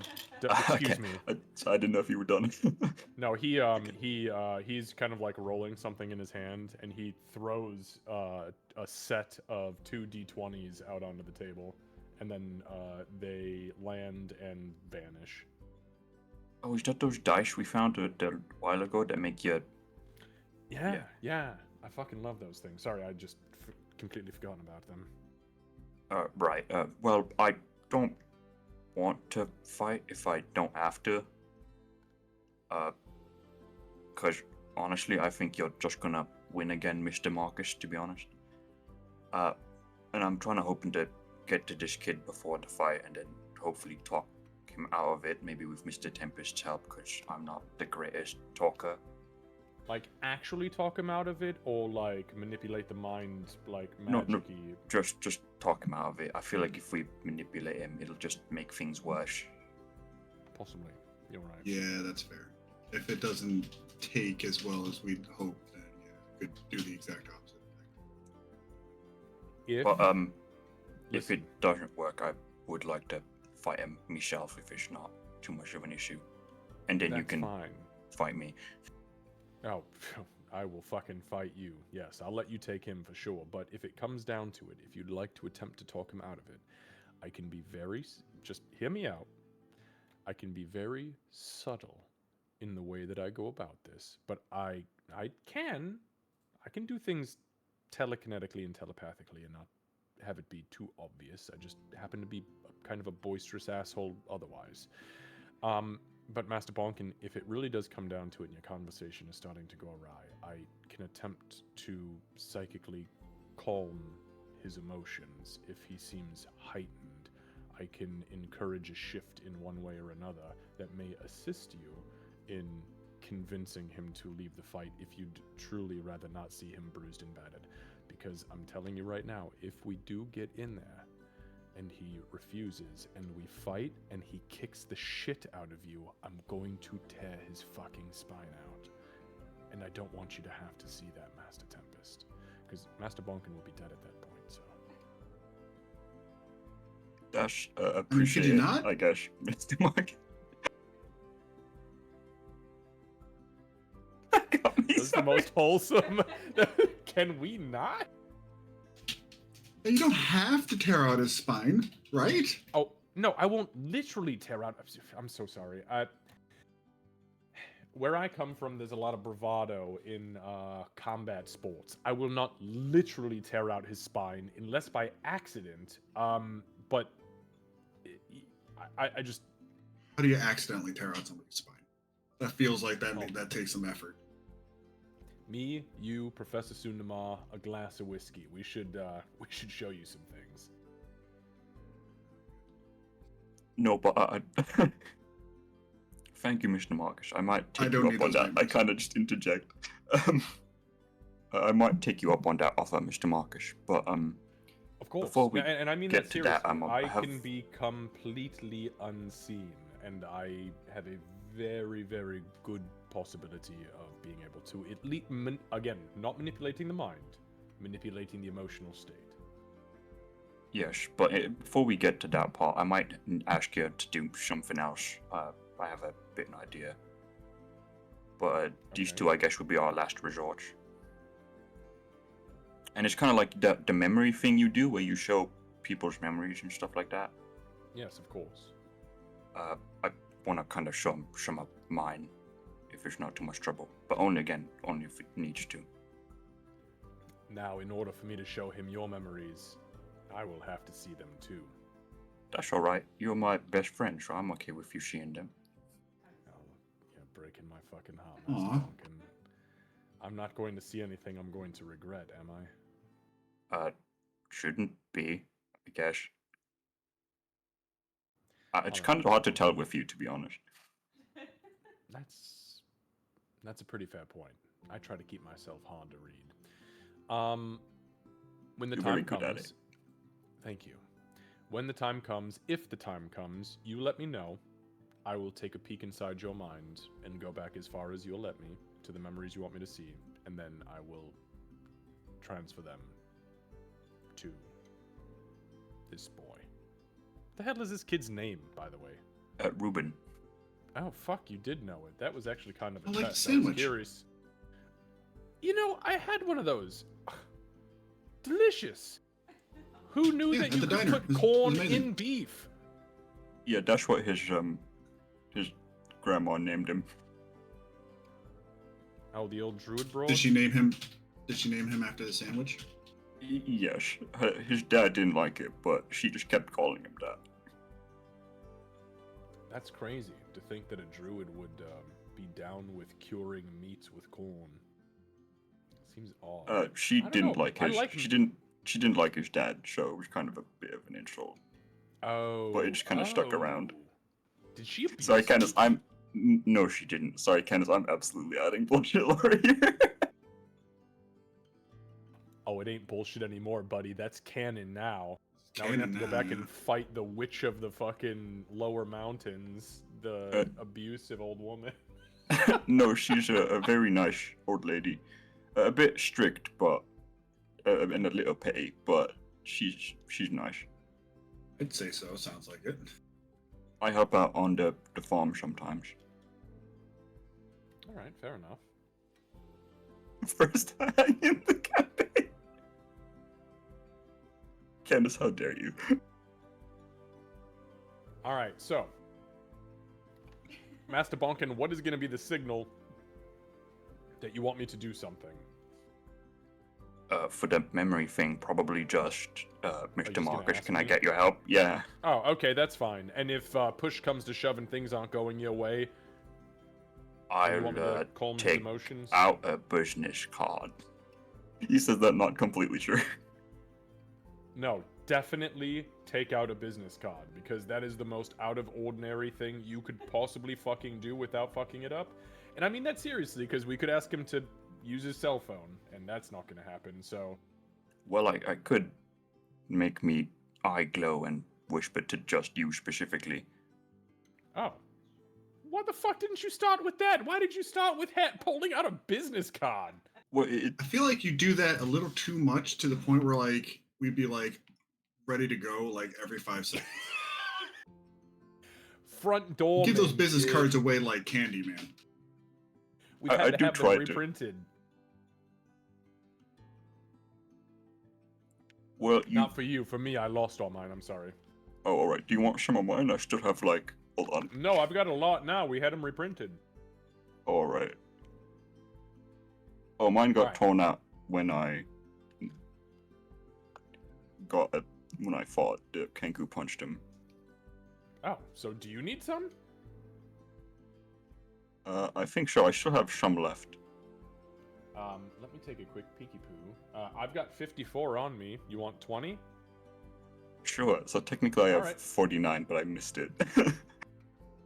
All right, here you go, buddy. All right, yeah, I give you 20 business cards. 69. Nice. Nice. There's no way I could have planned that. No, it just worked out very nicely. Just with a straight 20. That's Alright, just all the fair. business cards I've Nice. given away leading to that. That's badass, though. Okay, so we go to the underground. We look for the boy. Now, listen, I'm not trying to be as conceited as this might sound, but I may be drawing a lot of attention. Did you see the front of this fucking ticket? Yeah, it's featuring you. So, did you even register for this? Fuck no, I didn't. I just mentioned it on our way out the last time that like I was the reigning champion. It was just a bunch of bravado and bullshit, and apparently I feel like that's they more- take this. I feel like that's a little concerning, right? I mean, like we didn't tell anybody, and they just knew you're gonna be there, and I mean, our group has made a pretty big name around the city. I'm sure we're being watched from every fucking angle. Also, to And be... we made friends with the dwarf down there, didn't we? Yeah. Also, I wanted to... You did kind of... I know you might have said it's bravado, but you did kind of say you'd come back and that if there's another one, they should tell you. That's true, but it's a weird way to tell somebody like, hey, day of, here's your fucking ticket. That's true. Is that not the normal way you do these things? Actually, I've never been in something like this before. The only times I've ever fought in my life in some sort of arena is when I was taken captive by a group of Thrycreen long ago, and I was made to fight in their pit tournament, and one of the best warriors poisoned me, and I thought I was going to shit myself to death because I did not vomit from the poison or become weakened. I just got explosive diarrhea. So that was terrible. Right. When Yeah, I was... that's exactly it. When I was still in my gang, we kind of did them same day too. Well, here we are. So, just be alert. and know that people are probably going to want to take me down a peg. I'm gonna bring my potions in with me. Actually, that reminds me. You know what? I'm gonna leave the amulet here, because if something goes weird or somebody has some sort of weird anti-magic shit, I'm not playing with that. So I'm gonna go put that upstairs in one of the safes. I was gonna say probably first thing we do is probably put that in the safe. Probably when we got back home. So, Yeah, yes, please that's do actually a that. pretty fair point. Can we say Yeah. kind of retro? Yes, Okay. for sure. Yeah. So the amulet is in one of the safes upstairs, unless it has some sort of weird explosive or magnetic reaction when I try to put it in. That's a great question. Which one are you putting it in? Well, I'll try the right first and see what happens. But I'll hold on to the chain. So that's the one that's only got one in it right now. As the anchor. Okay. Okay, yeah, so good choice, Marcus. So you're able to put the pendant in. It's really not an issue. It almost seems drawn to the anchor when you go to put it in there. Okay. All right. Good. So we'll assume that's there. I'll put it there. Right. So don't risk cheating if you are not, because we know how this underground shit works. I'm sure there were other people in the crowd. Don't risk cheating unless you are 100% sure you can get away with it. However, if anybody not fighting, i.e. Master Tempest, Master Zupel, Master Bonkin, if you do go in, great. If not, that's fine too. But if you are outside watching, keep an eye on other people attempting to cheat. If you are capable of, maybe if somebody's trying to perform an incantation, if you can counterspell them to balance the odds. If you can cheat and help me out, great. If not, I intend on drinking an enlarging potion and a speed potion almost immediately and throwing my shield up. So I should be fine, but maybe just keep an eye out for other people who are cheating and doing stupid bullshit.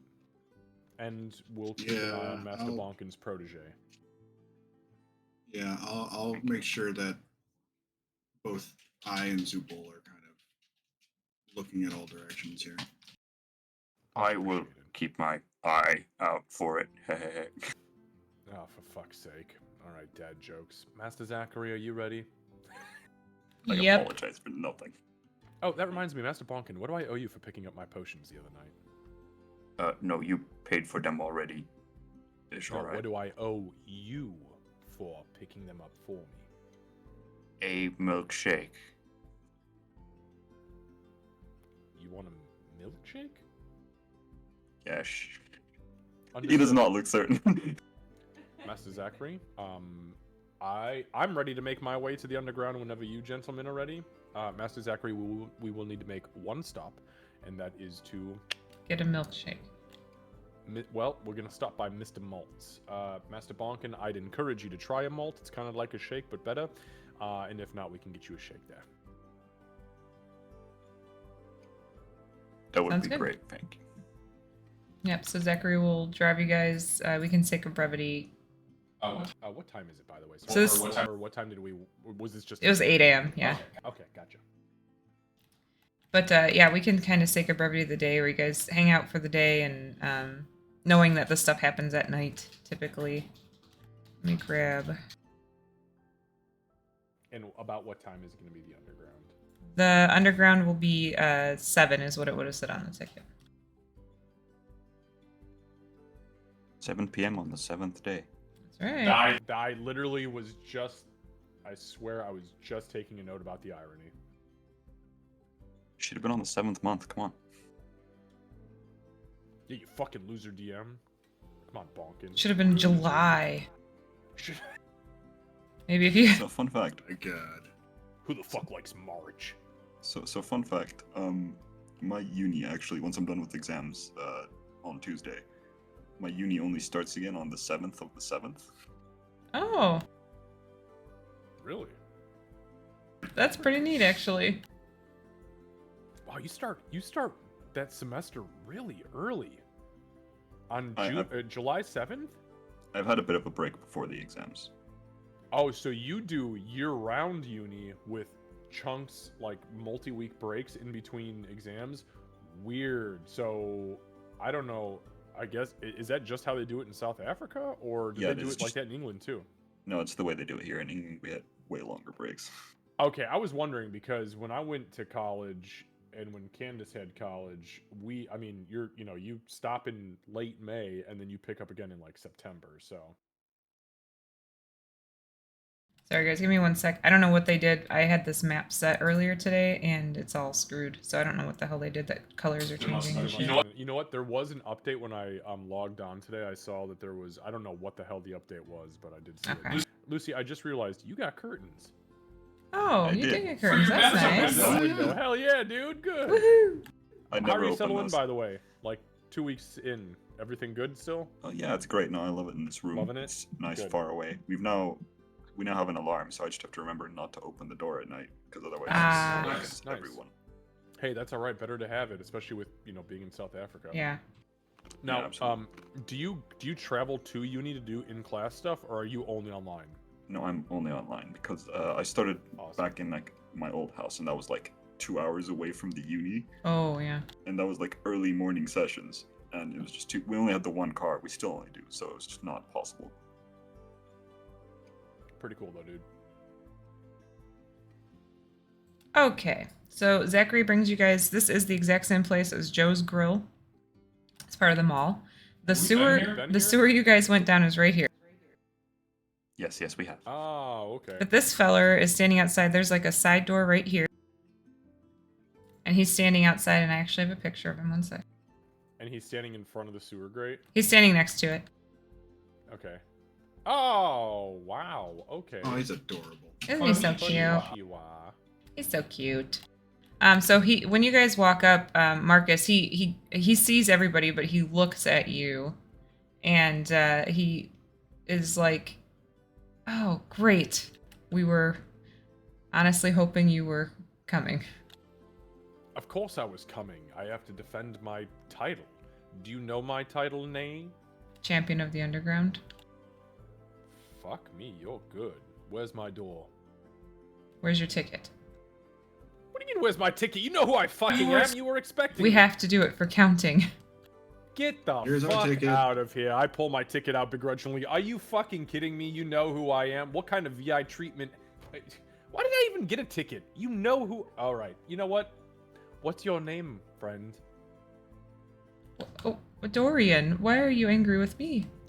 I'm just fucking with you. I'm trying to pump myself up. I have to execute people tonight, so Oh. you unfortunately are the first person I've met besides my best friends behind Right. me. Well, yes. Right. Of course. He looks really nervous. Here's mine too. Thank You're you. actually really nice. Doing a great job, buddy. And Zoopal gets in for free. Oh, yes. That's fine. Companions can. Yeah, he's my emotional companion, pseudo dragon. Don't let them know that down there.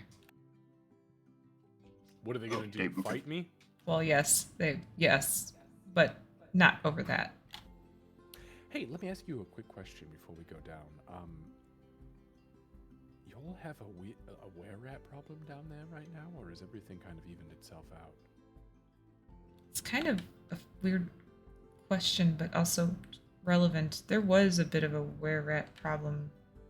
They used to. Was. Yeah, I haven't heard anything about it too recently, but a handful of weeks back, I guess they were making some weird chanting sounds and sort of attacked the doors down there. They attacked The doorways, the people guarding, and there's multiple entrances, of course. Of course. Has it died down since then? Is everything kind of quelled? I think so, but I know I heard that they didn't all get killed, so Yeah, they don't all have to die for things to get better, do they? I guess that remains to be seen, but for the moment everything's fine. Were creatures are living creatures too, my friend. Remember that. I definitely will. Night, son. Good for you. I just kind of like reach out and I kind of like touch his cheek. He- Where's the door? He like moves away from you, like he like flinches. Marcus is being like really weird. He's not trying to be creepy weird, but he's like, I am the fucking star of the show. I was on the He's intimidating, weird, yeah. The door is just behind him. It doesn't look like anything fancy, but everything else is like glass and like new and this time. This is just a wooden door. All right. I walk up and open the door. Okay. Okay, so you guys, it's just a stairwell Dude. down. Go ahead. Do you want to go first, Mrs. Tempest, and I should be last, or do you want to? Oh, yeah, I'll go first. I'll go in between. Yeah, sure. Come on, Jupil.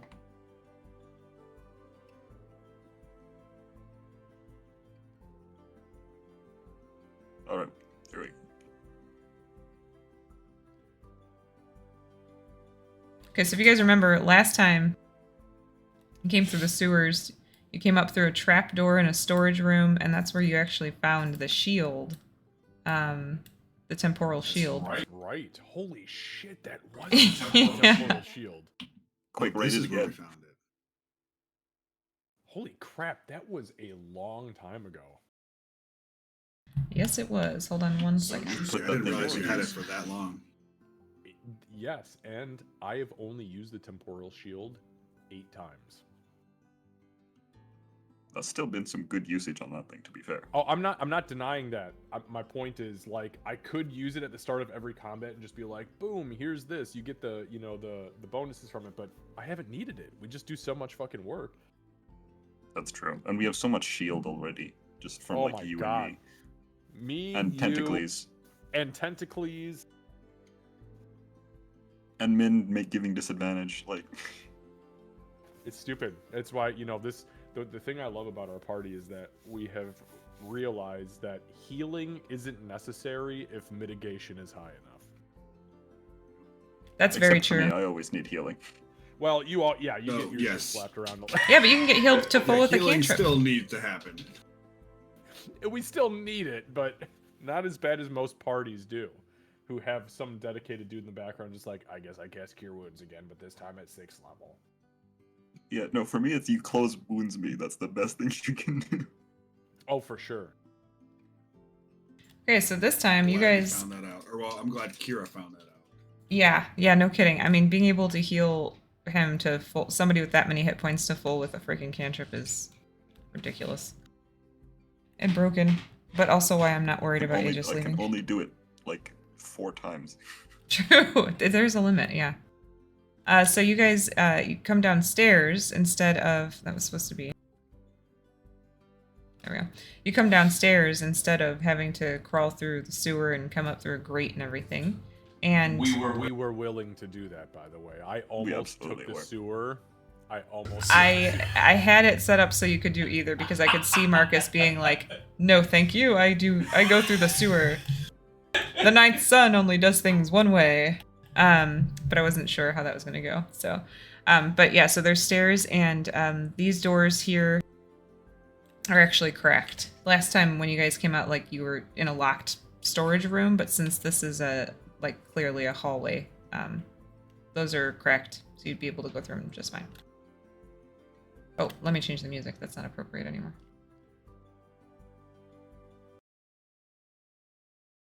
All right. Are we prepared? Does everybody have everything that they need at this point? Is there anything before we go in? Now, obviously, I don't know where this boy is going to be, Ruben. But once we go in, everybody is good on... Do we need to do anything else before we step foot in here? Well, I don't know how long it's going to be till you go up and fight, so I'm not sure if I should do anything right now because I could make more Zoopals, but I'm not sure again if that'd be useful right now. Probably not right now. Maybe we go in, we try to have the conversation. If people seem like they are really starting to crowd me, if it goes that way, it makes me feel very, like, I don't know, very strange to think that I'm having like delusions of grandeur because my name was on the ticket that I'm going to be some big star. But if I'm not, it's going to be like really underwhelming. If we go in and things get weird, I will try to lead people away from Ruben and where Master Bonkin is, and I'll let you two handle that. If we have to fight, I'll go in with you. But I'll probably forfeit if possible after fighting Ruben. Oh no, you're not forfeiting, Master Bonkin. I'm going to fucking... Well, maybe we can work together. We'll see. Anyway, I was gonna give this to you, but think I'll keep it Oh. for now. Now, it was a potion of, like, this potion that has, like, it says syrupy liquid that looks like liquefied iron. The label looks says it's a strong. potion of, invulnerability. I'm not entirely sure what... Do I know what that is? Potion of invulnerability? Would Marcus know? You did give it to me. Yeah, I wouldn't. I don't see why not. It was through, Okay. like, loot. Oh, yeah. Yeah, he goes, oh. Yeah, no, if it comes down to it, you should probably not drink that and save it for when we're fighting a mechanical time dragon. That's a good idea. Probably. To be honest, I think you're scarier than the time dragon in battles. Master Bonkin, that means so much to me. Thank you. You're welcome. And then I just walk towards the door. Kind of absent-minded. Bongan absolutely glances towards Tempest to be like, for real? No, the last time dragon was pretty fucking scary. Yeah, but you haven't had Mr. Marcus hit you. Get in the ring, brother! You and me right now. Got you in here for 3 minutes. God damn it! Why was You do that way too well. accurate as it was? Oh no. That was very good. Alright, I'm gonna throw the door open. Okay. And take a kind of a half-bounding leap in. Not really bounding leap, but, you know, I move faster than most. So I step in. Are these actually Tempest is Githyanki playing some and fanfare. Githyanki here? Yeah, there's all sorts of different shit down here, just like last time. And Tempest is fanfaring. Oh. Yes, okay. Hold on. No, Tempest, that's the flute of Become Elf. Marcus. Wand of disguise elf, yeah. Marcus just jumps and clicks his heels. Are you using the saxophone? What are you fanfaring with? Bagpipes. Do it. So, yeah, I mean, my bagpipes are in the chest back at the thing, but the electro tune flute, I don't think I ever really got like a. What the fuck Like is an an amp for that or electro-tuned anything. flute?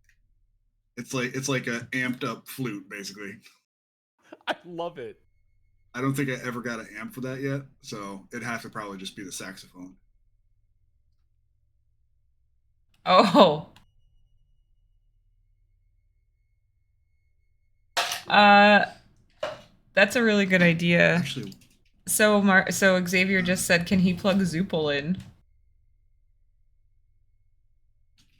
plug Zoopal into the electro-tune flute. Let him be a Bluetooth speaker for your music for the amp. He's a magic dragon, right? I'll allow it.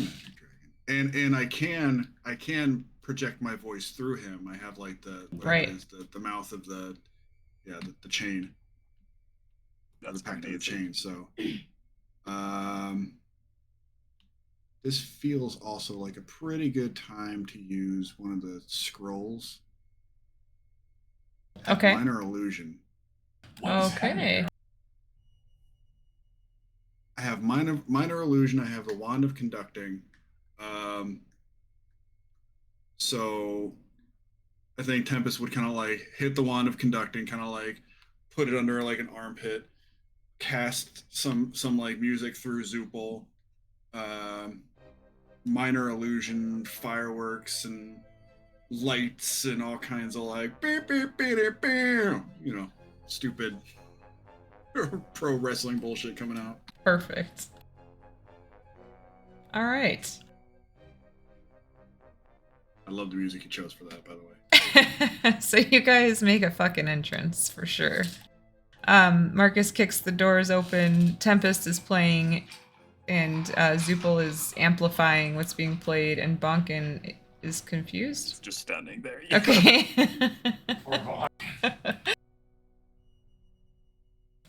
As you step through the door, you do definitely turn some heads.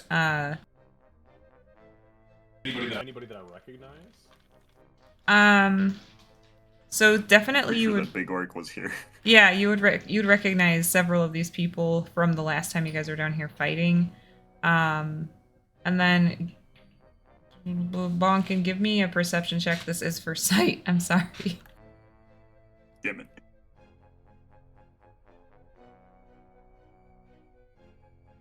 Okay, hold on a sec.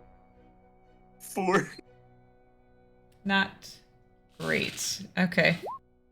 He's on my blind side. Can't see him. Marcus and Tempest. He's looking for the kid. Yeah, Marcus and Tempest, you can each give me a perception check as well. You've seen the kid before. Oh, this is not my specialty. No, 13. Wow, goddamn! How did I roll? How did I roll the Because best I'm perception check? putting my heart and soul into pumping you the fuck up here. Actually, Listen, I am pumped up. That's probably why I did so good. I was just like, damn, I'm man, what am I smoking? Tempest, give me a performance check as well, please. Mark is not doing a cocaine. Hey,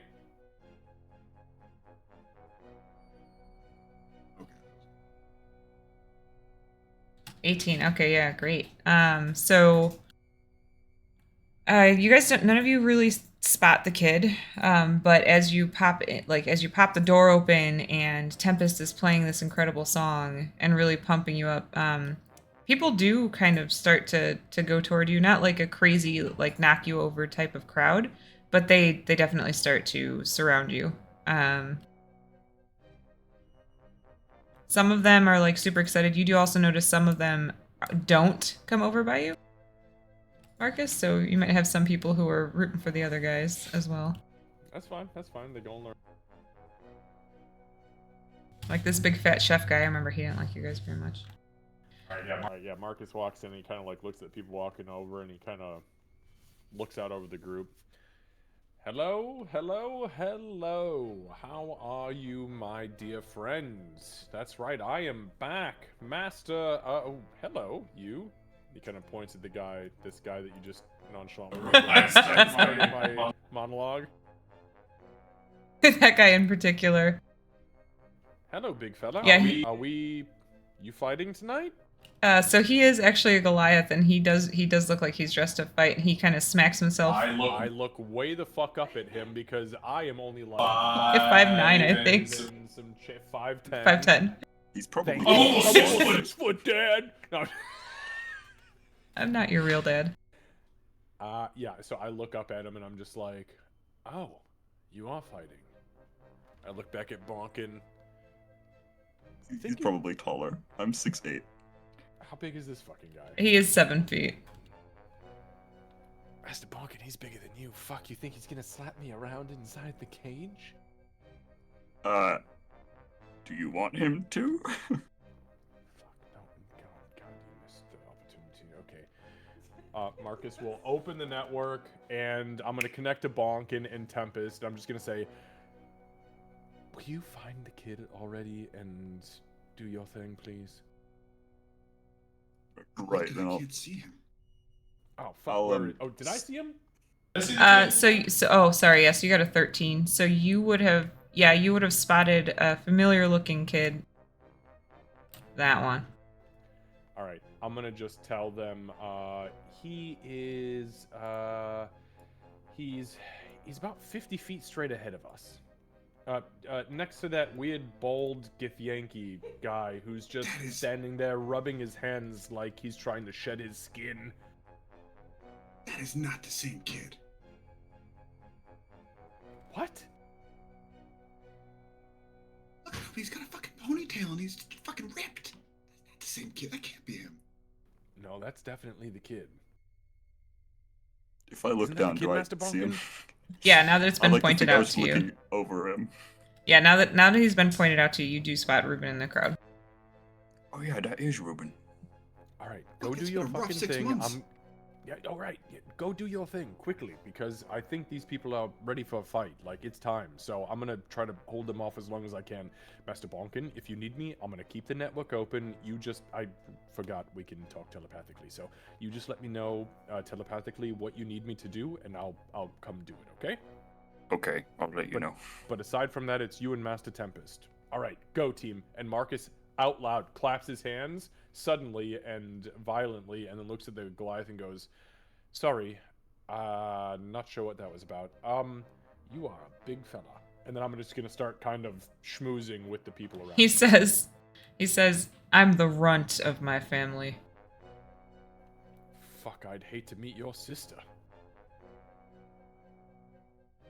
I saw a joke on Instagram the other day about this, but I'm not going to say it right now. Oh gosh. I'm just gonna give the big guy a wide berth. Can I stand there? Yeah, the electricity's not up right now.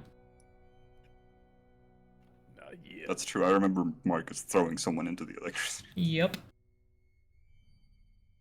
He hit a Almost took the motherfucker with another grappler feat, by the motherfucker. way. Almost took the grappler feat so I could hold people and pin them and shit, but I'm a Mr. Tempest, over here. You're better with talking than I am. Oh, okay. I was just gonna give you a moment to. So this will probably be like the first time Ruben's seen me since like the Kenku. Yeah, it's been a while. engagement. He has Can not I seen just you. Just real quick, do I recognize this fucking weird Githyanki guy who's standing right here? You, Do I recognize him at all from last yeah, time? you would remember him. He put money down on. You saw him putting money down with this dude up here. On me to... Do I know if it was on me to... He was just a better. He was a better, yep. gambler.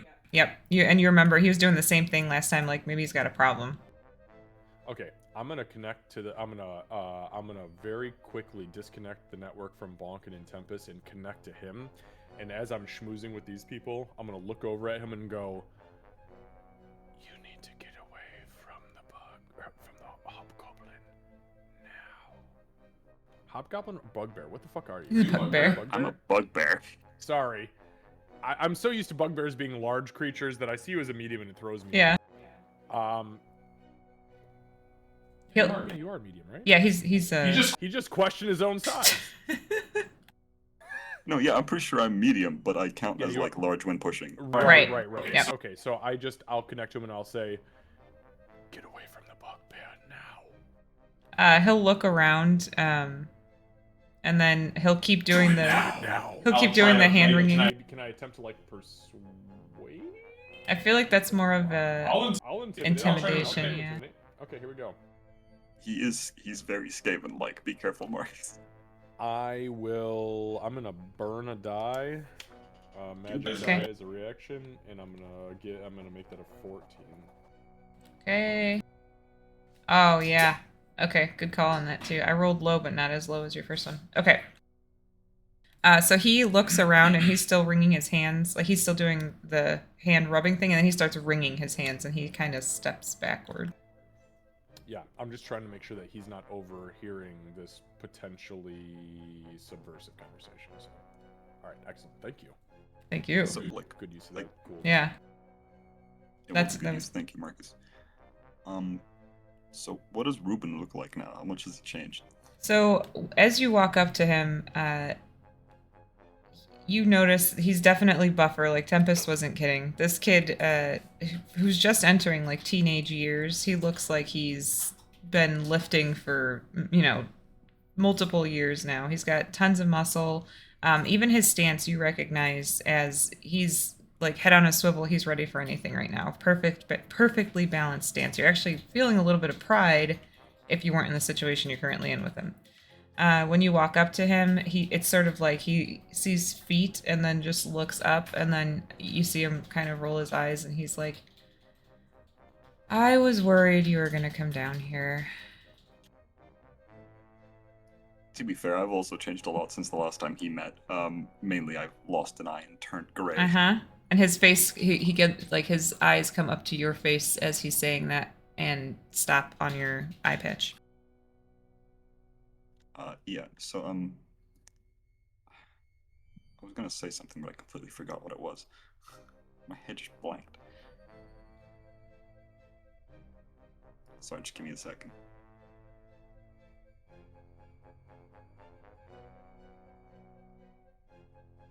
I can't remember what it was. But I'm going to essentially kneel down to him. Not to like look down on him, but to like look at him eye to eye. And essentially I'm gonna say, yeah, both me and your grandma have been worried about you. Wait, also, I remember what I wanted to say now. He looks really buff, and Bonkin has like his own ogre gauntlets. Does he look like he have anything like has anything that like boosts his strength? Oh, that's a good question. You can try to do like an investigation check, but without having the means magically to figure that out, it would be kind of difficult. Fair enough. I figured maybe he was just looking for something similar to his gauntlets, and they Right. did tell him more like a Yeah, belt. that's how I figured you were going.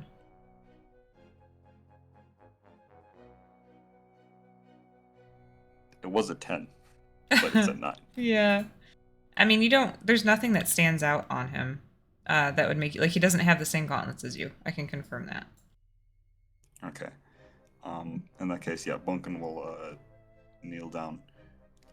And I look at him eye to eye and go, of course I came down. Your grandmother told me what was happening, and, well, I knew I needed to be here. Because I don't think what you're doing is right. My grandma doesn't know I'm down here, though. So how did you know? She does know you're down here. Because I told her. And you also said you disappeared. She also said that you constantly disappear and come back bruised. And I know what that means normally. Well, I guess now I know what that means. He sighs. Okay, so what? You're gonna tell me I can't fight? I am gonna hopefully get you to not fight. Yes, that is the goal. I won't lie to you.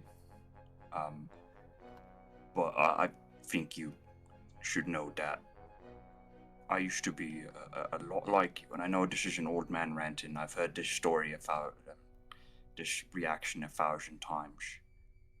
But I was in here earlier. You saw me come in with the man in purple armor. He's also the one that I was on the farm with. He's the current champion of this place.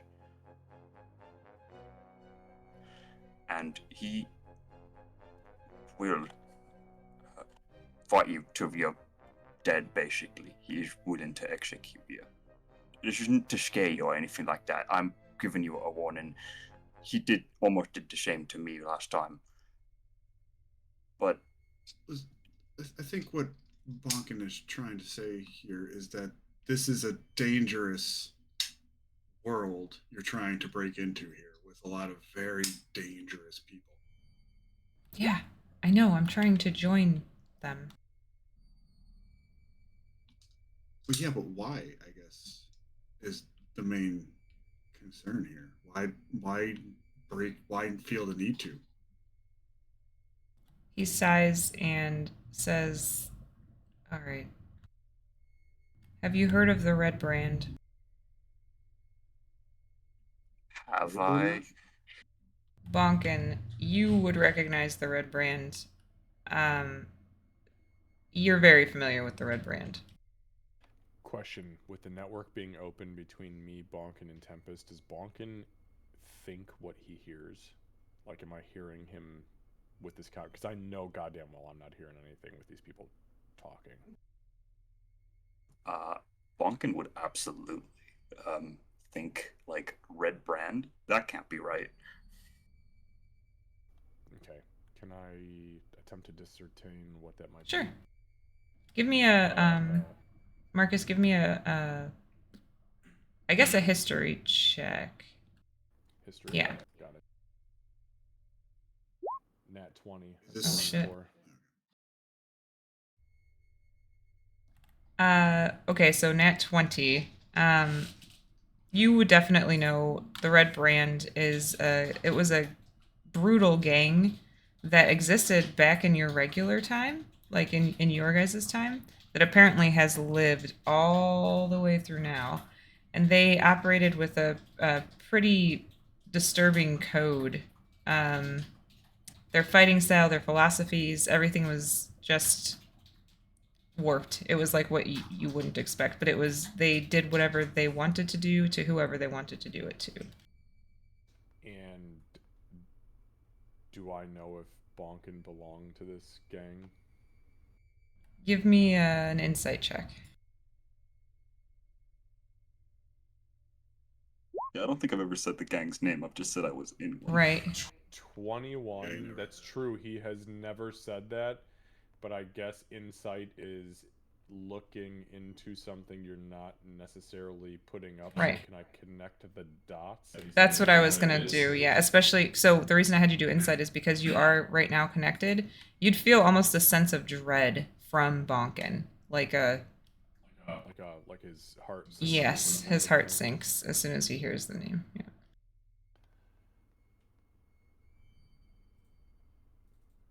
The fuck's the Red Brand? Marcus is gonna guess calm emotions on Ruben. Calm emotions. Yeah. DC. This will be telekinetically delivered. It is a charisma saving throw, DC 17.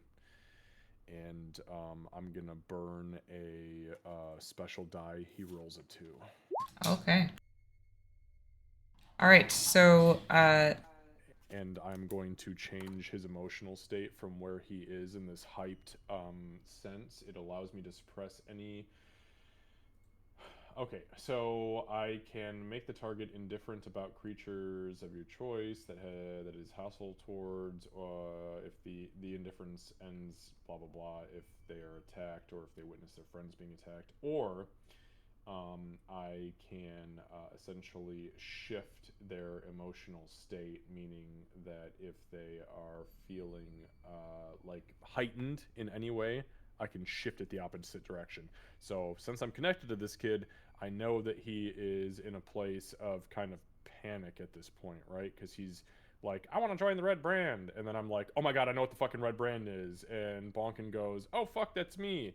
And I'm going to grab onto his emotions and I'm going to shift it to 100% opposite of whatever he is feeling for the Red Brand. And I'm not going to do anything else. I'm just going to let Bonkin continue to cook. okay.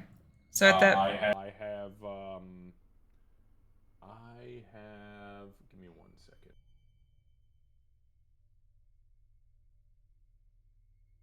Sorry, I'm just trying to find the thing here. Actually, you know what? I'm gonna, if it's okay with you, can I burn a sorcery point and extend that to last 2 minutes? Yeah. All right, I burn a sorcery point and I allow that to last for 2 minutes. All right, got it. And Tempest, you asked like pretty much right at that same time what the hell the Red Brand was. Yeah. So, you guys would see like he clearly it's almost like someone who's just riding an adrenaline high. He goes from that like there's no better way to say it, like basically like vibrating where he stands because he's fucking ready to go, to his entire posture shifts and his facial expressions lighten, and then he goes. So I see him come down off the Yeah. Okay, because that's what I was worried Yeah. about. Okay. Thank you. He says, Is that Bless you. obvious to me? Bless That's you. something. Oh yeah, they said bullshit. Is it obvious to me that something just happened to him magically? I think, My eyes would have flashed. and I think his eyes would have flashed pink as well. So yeah, I would say since you know what to look for, you would notice it.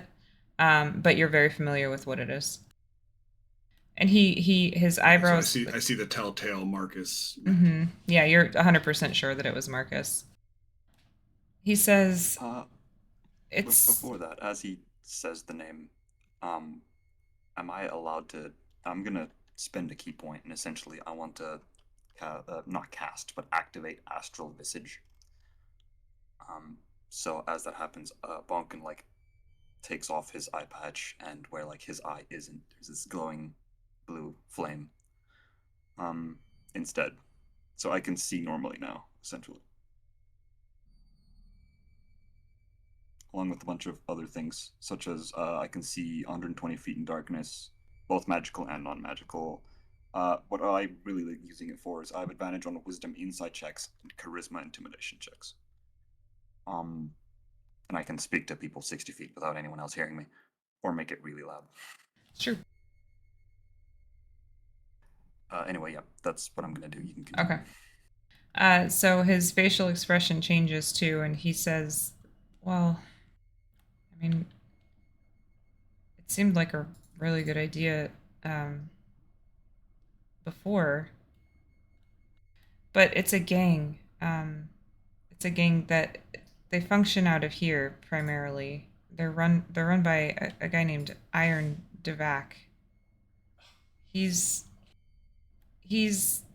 claims to have uncovered some lost scriptures of the original gang. Sorry, did you say that was Iron Devak? DEVAK. Yeah. Got it. Thank you. Wow, That's the leader of this ring, right? Yeah. Yeah, and it's kind of weird and funny since I know you, but they kind of idolize you. He looks at Bonkin. Me? Idolize Yeah. Bonkin? They idolize you. Yeah. They not you though, like the you before. Oh, Like That- like kind of explain it. past? Yeah. And he reaches into his he's got like a messenger bag, and he pulls this out. It's a really tiny version. It's like a tiny idol.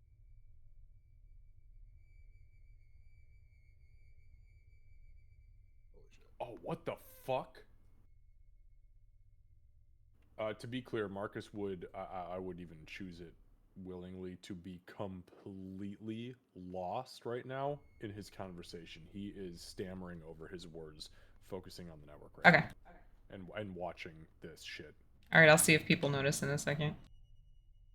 So, So- yeah, they learned. They learned about what you used to do, and they have been teaching it to people. And he looks around. He looks kind of nervous as he's looking around. Could we need to go talk somewhere else. Yeah, let's I go. think we should do that. And you'll absolutely see Bonkin reach to like his right arm. You can't see it properly in the top-down image, but he has like this orange dragon on his arm, or like this red one. It's supposed to be red, but I think I colored it orange. And his arm just kind of reaches over to that. Maybe there's like storage rooms and stuff. Maybe we can go into a storage room and talk. And I know you Yeah, mentioned your friend shoot, over lead the there. way. Do you want to grab your friend in the armor? He can he'll be okay where he is, I think. I think he can I think it would be a little too distracting to have too many people. Okay. Mark, you Disappear. guys would all of you, including Ruben, would hear kind of collectively through your minds, everything's okay. Do what you need to. Kind of whispered through the network. Ruben would just nod at kind of across at you, Marcus, and then head up toward this storage up here. A very familiar storage room for you guys. As Marcus is just like looking at the Goliath. I can't even imagine the shits you take. He laughs at that too. He thinks it's hilarious. And it's about that time my 2 minutes is probably up on calm emotions, Yeah. so he might go back to adrenaline junkie. But I will keep an eye though, because this door got closed. Yeah. Right? Okay. Disregard then. Well, actually, I'm assuming it did. Bonkin, would you have closed it behind you? I'm sure it did. There's Yeah, no way. absolutely. Okay. All right. So, You definitely would see as you guys get into the storage room, his fists tighten again, like he balls his hands into fists again. But you can see that he's actively trying to keep himself like calm as he begins talking again. To be clear, because of the way my telepathy works, I am going to make sure that I activate the network before they close the doors, because I only have to see them to activate it. That's what I thought. I will activate it, and then it will be active for 12 minutes, and I'll be able to hear what they're saying. And if things get weird again, I will be able to technically drop another calm emotions because it's only on a point I can see, and then any creature within a certain amount of feet of them. Okay. So it's a 20-foot radius. So if I target it at that door, that's easily all of them in the room. So just so you know, Perfect. 12 minutes of time. Okay, got it. I should also tell you that my eye is only a 10-minute thing. Okay, got it. We're not going to use real time because we've had clarifications and stuff, so I'll keep pretty close track. So, somewhere in history, Bonkin became a mythic figure. Correction, it's only 3 minutes. I only have 3 minutes. Got it, okay. Not 12. He was viewed as some larger than life warrior, and your actions were exaggerated and misinterpreted. But the problem is that when you went from raw brutality to discipline, it got lost in translation. So now Iron is. They revere you as the ideal warrior. You're a god of unrestrained fury,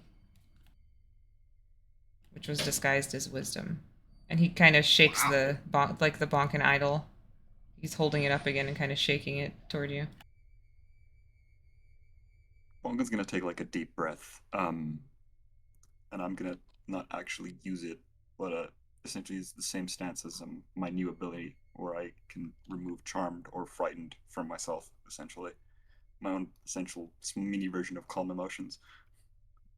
And I'll let out the breath and I'll go, right, I'll talk with him later. For now, why do you want to join this gang? Well, they had an opening, as you know how that goes. And I think this is actually a link to my dad. To your dad. I Is your dad in this gang? I think Iron knows how to contact him. He's not easy to find. And I'm not trying to find him to. I don't know what's going to happen when I find him. Do you want to... Well, I guess you said you don't know, but is it a good or a bad kind of want to meet? Yeah, is this kind of like a vengeance thing? Is this kind of like just a trying to get back into his good graces? What's the goal here? His good graces can go to hell. The shit he put me and my grandmother through. I just want answers, and if you won't give me answers, then At the tail end of the telepathic connection, you guys will just hear a whisper through the network. Execution. And then the network fades. I counted almost 3 minutes exactly, so you're welcome. thank you. Right, I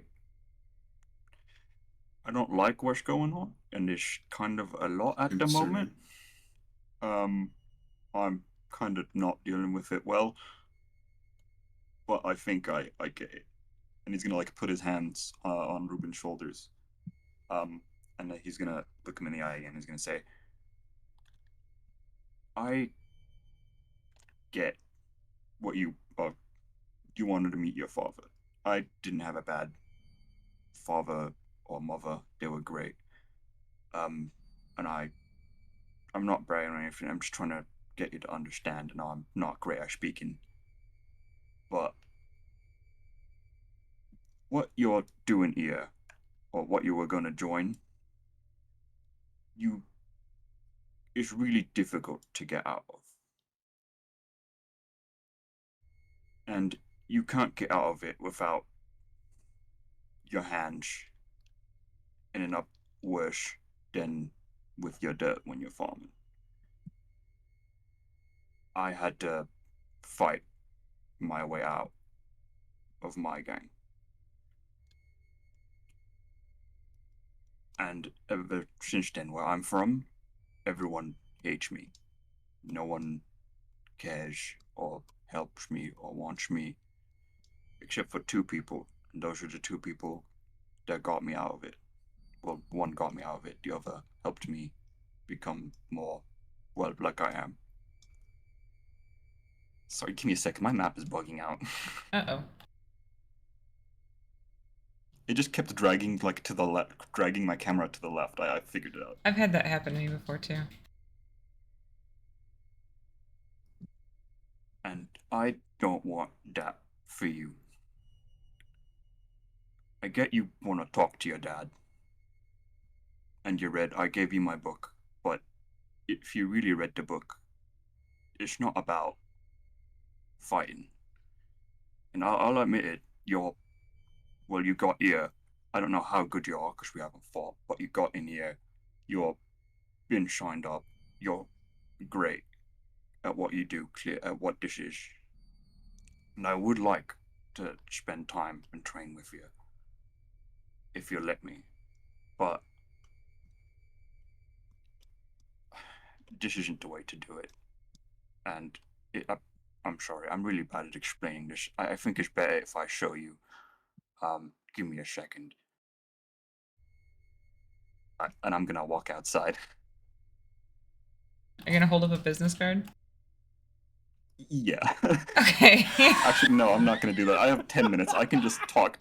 I'm gonna pull out the business card anyway because it's bonking. Right. But at the same Marcus, time, as soon as the door opens, Marcus's glance turns over and just goes, "Ha ha! Bowl's that big, really?" And I immediately connect the network, and he just goes, "Oh God!" What do need?"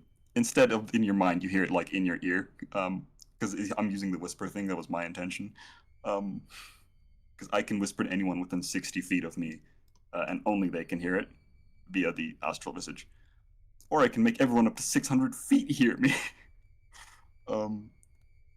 Mr. Marcus, I think, can you come in here for a second? I kind of need you to show things. Through the network, you'll just hear, "Yep, yes, enough said. I'll be right there, Master Bonkin." And then I turn to the Goliath and just go, "Well, you'll have your chance in hell to show me just how hairy those bowls are, my friend. In the arena. Soon we will be fighting. It will be glorious. Excuse me." Yes, my hairy balls. Yes. Excuse me. Oh, good to see you again. Hello. Marcus reaches his hand out to the chef. Remember, big dividends, big dividends. Big money, baby. Let's go. Excuse me. Fuck these. Bonkin will walk back inside.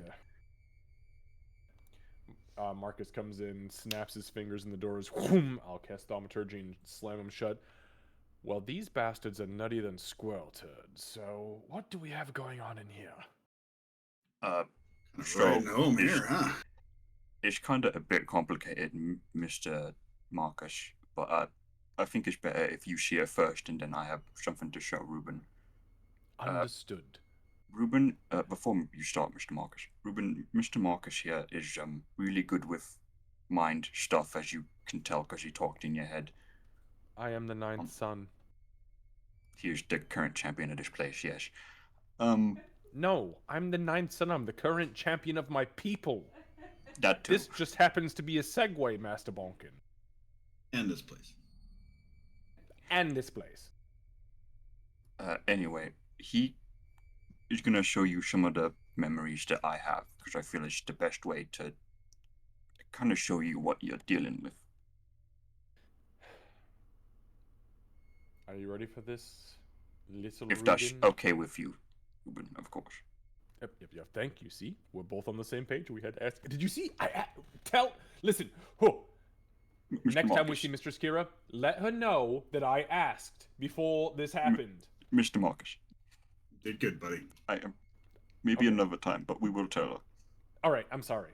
I put my left hand. I reach it up and I touch. Wait, Bonkin's- before he does Oh, sorry. that, Go ahead. Ruben didn't respond. Yeah. Ruben did not respond. You're right.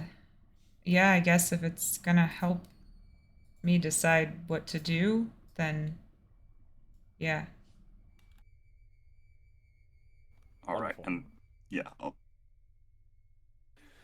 Marcus reaches up. He puts his left hand on Bonkin's cheek, and he reaches his hand around to touch his middle finger to the third eye.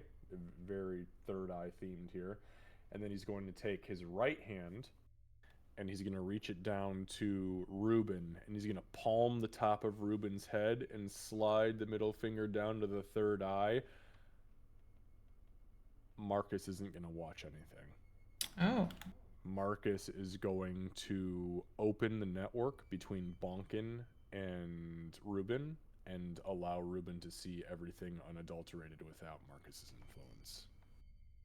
then it's very awkward for Ruben because Bonkin said he'll share what exactly happened right now in the discussion. So Ruben will see the replay because Bonkin's thinking he's sharing with Marcus, and then he'll dive back into memories long ago. Bonkin was What I meant was that once it gets past the point of like no return, like once it's going back into, because we had agreed previously on the history being shared, so I won't share like the awkward Got it. conversation. Yeah, so he's not like, what the fuck is this? Very convincing. Okay, that's fair. Stick him in the guts. Anyway, Well, since Marcus isn't watching, do you want to share on here what you're showing Ruben? Or for I think sake of easiness, just for ease of access, I'll share it here because I mean I'm sure both Kevins are like I know both Kevins are great role players and well. yeah. We won't metagame. All right. But I want to know your fucking plan. Yeah, and I'm sure Seru does too. Yeah, that's another thing too. Of like I would absolutely want to know Marcus and Tempest's history, so you can learn my uninteresting one. So Bonkin. Listen, I got some notes. Yeah, Bonkin. Essentially, it starts off with Bonkin joining the gang, and that's him just beating up this old street vendor himself. There wasn't pit fights or anything like that in his town. And then afterwards, it's the tattoo that he currently has to this day on him. He's a lot younger, like full brown hair, lion's mane, almost. Both eyes, obviously. These are the dragon tattoos? The just the red one. Oh, okay, got it. The yellow one isn't there, like the gold one isn't there yet. Anyway, so he gets the dragon tattoo. It's not magical, but it's not like it's still there to this day, and it hasn't faded. And it's very painful. It's very much a brand type deal. And he goes through the gang, and he's constantly told to terrorize people, sometimes leading to deaths. Like brutalizes them, and this is him pure barbarian. This is like frenzied barbarian rage, which he isn't anymore. And this is just he's become like the enemy of the town. Merchants don't want to be around him, and he feels great pride in that at the time. And there are many pit fights where he's tasked to kill whoever enters, and he's like the champion, like Marcus is. However, and like eventually, however, an elf comes into town, and you've seen the image of the elf. It's the same one, though a little less gray than in the image. And obviously, Bonkin immediately tries to set it as his territory, and like gets to the elf. His parents are concerned. No one can like get Bonkin. The guards of the town don't care and don't want to get involved. But the elf beats him straight, essentially. He fights Bonkin and he loses. Absolutely. And through his like parents talking to the elf, he's essentially Bonkin has to separate from the guild for a while because he cannot get past this elf to get back to the gang. and he learns the lessons first begrudgingly, and eventually learns like the astral self, and he finds a new way to rage of like his own ancestors, of his parents, and like those before him. Um, and so eventually, after a couple of years, he returns to the gang, and a fight breaks out because he wants to leave, and they don't want to let him. He wasn't the leader of the gang, he wasn't the brains, but he was the brawn, and the like name essentially. And he ended up being the only one left in his town from that gang, alive, is how it ended out. And however, he still had his reputation, so when his parents passed a couple of years later, no one wanted to give him a shot or anything. He couldn't find jobs, he couldn't really leave the town because it had spread outward a little bit before the town we originally started, whose name I can't remember right now. And no one essentially couldn't do anything, so he had to take over the family business. And he had to essentially sell his fish at this new town that was starting up. Swan Cross? No, that's where he's from. I'm talking about like Mayor Rue's place. It was New Haven. New Haven, thank you. And he had to go all the way to New Haven to sell like the fish and things just to make like a living. He lives in a dingy hut. And the only people that support him at this stage is this elf that like checks up on him every now and then. Everyone else avoids him, dislikes him, and he has no family left.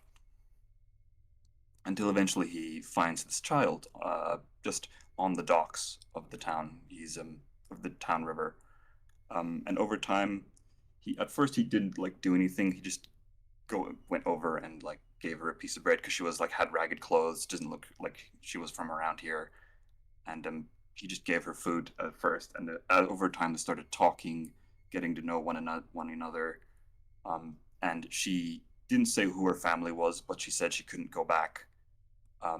And as they grew closer, Bonkin asked if she wanted to, if she's okay with him adopting her and like being her new father, which she accepted. And that's after that is when he got the golden dragon tattoo on his arm, as like a way to say that he's done with gangs and everything, and he's now part of his family. He stayed up with his monk training and everything like that. And well, you know the rest of the story. Up to that point, he raised her as well as he could with what he had, until the magic went away, and they were too busy with the panic and everything of that. And he couldn't like renew the license for fishing in his village, and so he had to go on the quest. And then when that ends, and Reuben sees it, he'll kind of say, "And that is what could happen if you do this. Is your dad that you don't like really worth all that?" Give me a persuasion check, Bonkin, with advantage.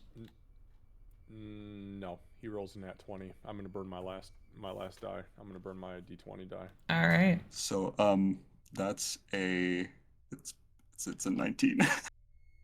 Oh, because you got a -1 to persuasion. Okay. Nat 20 though. Okay. Amazing use of that, Marcus.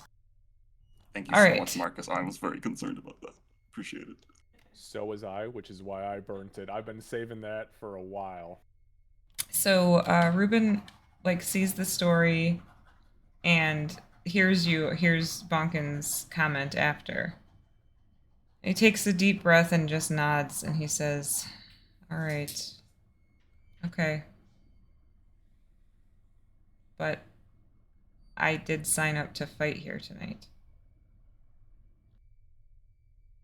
Do you think it's possible that I can take your place instead? Actually, probably because I heard you got your ass kicked by Marcus last time. They might let you yes, back very in. handily. He sprayed fire in my face. That fucking sucked. It did. Sorry. I did He hear looks a about little that. bit ashamed about that one. I think I think because it would make it more interesting, they might let you, but you'll have to talk to the head honcho of the underground fights.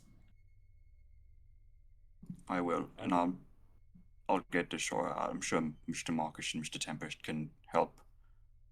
Hello.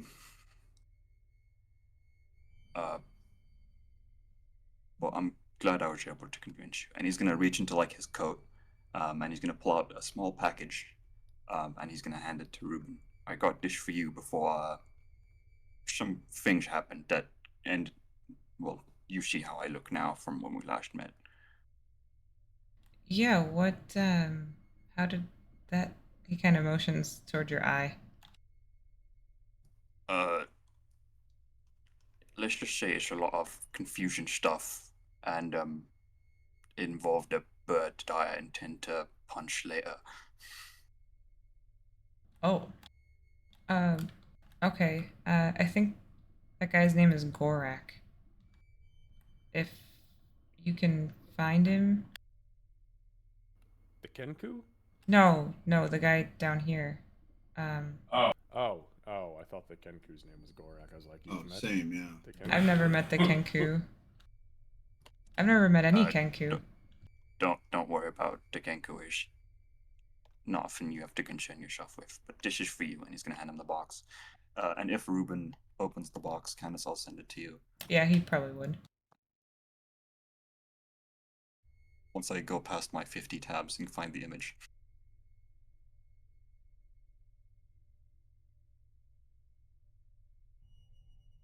Well, He gets these hand wraps.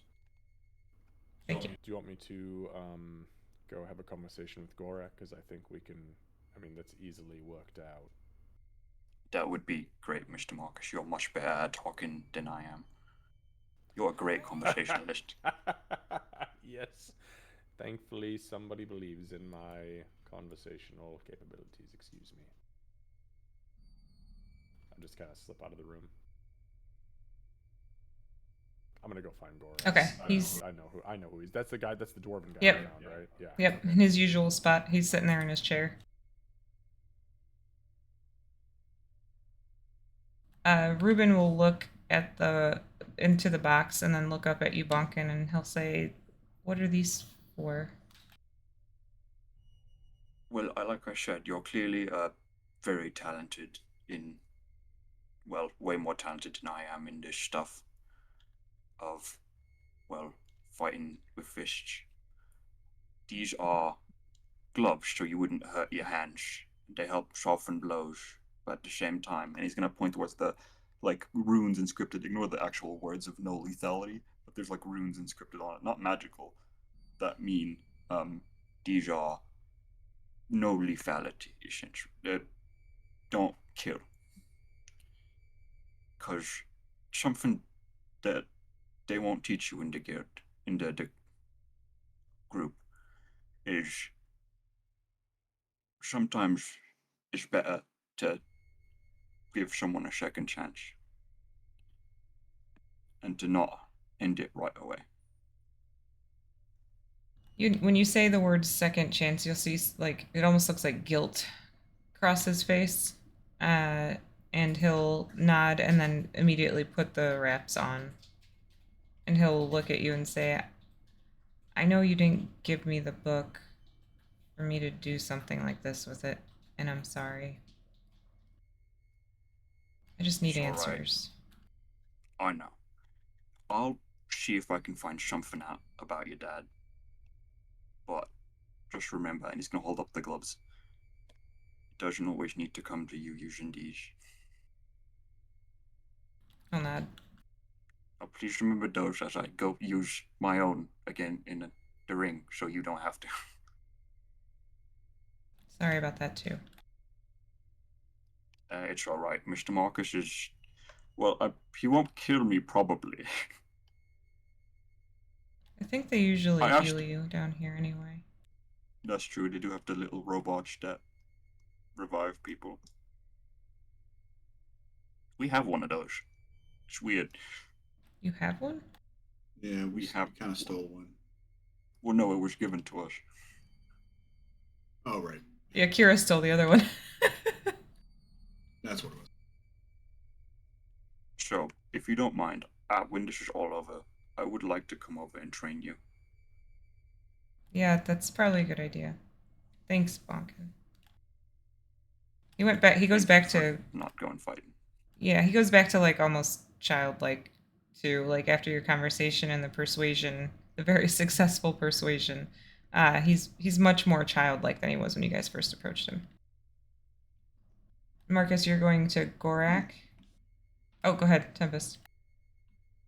I'm gonna say to Ruben, I don't. I think it might be best if you head home tonight. Okay. Yeah, I probably I'll- should. It's.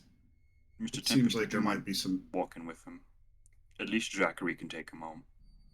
Yeah, I can walk you to the door, and Zachary can take you back home. But Zachary's our there's some driver. He's very good.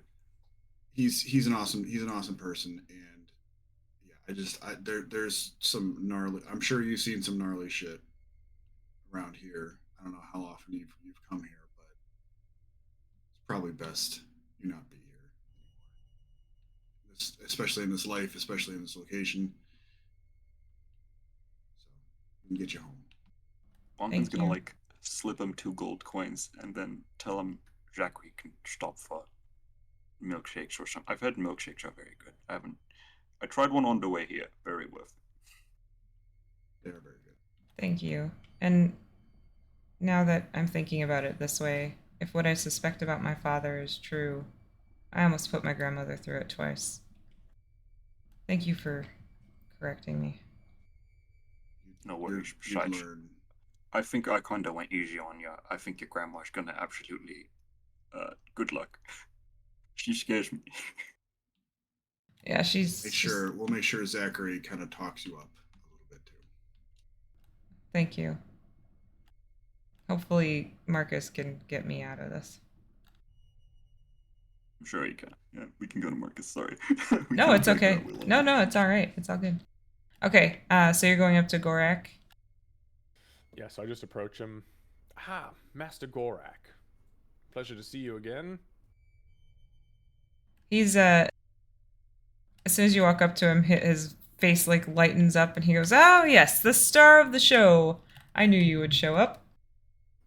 Yes, of course, and thank you for my ticket, I suppose. We've got some interesting contenders. That big bastard over there keeps talking about some sort of fuzzy balls that he's got in his disposal, so that's weird. Oh, he does that. Yeah. Yeah. Hey, listen, there's going to be a slight change to the card this evening. Master Ruben will not be attending the fight, but Master Bonkin will be taking his place instead. I see. Alright, well, I should have known that little chicken shit wouldn't stay. Yeah, it's more of a noble escapade, I think, than a chicken shit thing.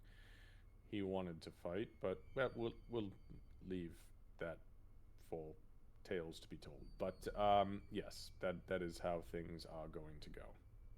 That's fine. I think everybody'd like to see you and Bonkin go toe-to-toe again. As long as he doesn't spray fire in my face again. That did look like it hurt. It burned like a son of a bitch, let me tell you. I don't have that ring anymore. Yes. I got something so for you. Master Bonkin will be joining us in the arena, and that will be that. I think I'm ready to take my place, so I'm going to go await what is going to happen, and we'll go from there. Yes? That sounds great to me. All right. Marcus just kind of nonchalantly walks into the arena. And I will, just for clarity, activate both of the flails. Okay. And just kind of have them out at my side. And I'm just going to kind of watch for who enters the ring. Alright. Yeah, so the big dude enters the ring. So Bonk will kind of like stand at the edge for now and just kind of like look at you and be like, give like the, you know, the thumbs up, thumbs down question thing of like, did it go well? Did it go bad? Yeah, Marcus will just he'll glance over his shoulder, connect to the network, and just go, everything's good, Master Bonkin. Get Ruben out, and it's time to do our thing. Right. And then he'll turn around, and go back to the door and go, all right, Mr. Tempest, it's been Ruben, it's been sorted. You are free to go. All right, great. Hey, Bunkin, wait, before you go, come back here for a moment. Yeah. He'll kind of push a potion into your hand, and I'll message you what it is. Oh, all right. Thank you, Mr. Tempest. You'll need that. Just drink when you think the moment is right. Okay. By the way, Ruben, what did you say is your dad's name?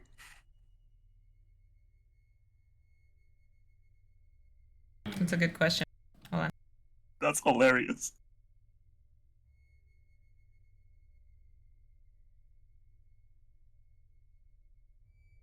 One sec. Sorry, I'm making sure I say the right one because Yeah, his name is Selinar. Selinar Keykarn. What is he? What race is he? He's the same as What does me. he look like? Is he okay? Human, right? You're human. Or you elf? I can't tell. Let me double check myself before I say Elven, yep. He's elf. I guess I look similar. I've never met the man. And you think he's here in this ring? Is that why that was that the goal to get in front of him today, or was it just to get through the process to eventually He, in the same circle as him? From what I understand, he does come to these fights often. But the point of what I was doing was this was to prove that I could be part of the gang, and then eventually be able to meet him by doing more and more of these. So, however, with this being as big as it is, I wouldn't be surprised if he's here. Got it. Keep an eye out. Then, I guess what did you want to ask him? You've seen what Mr. Marcus can do. He thinks for a few. Like he kind of looks down at the ground and thinks, and he says, "What was worth his time more than his family?"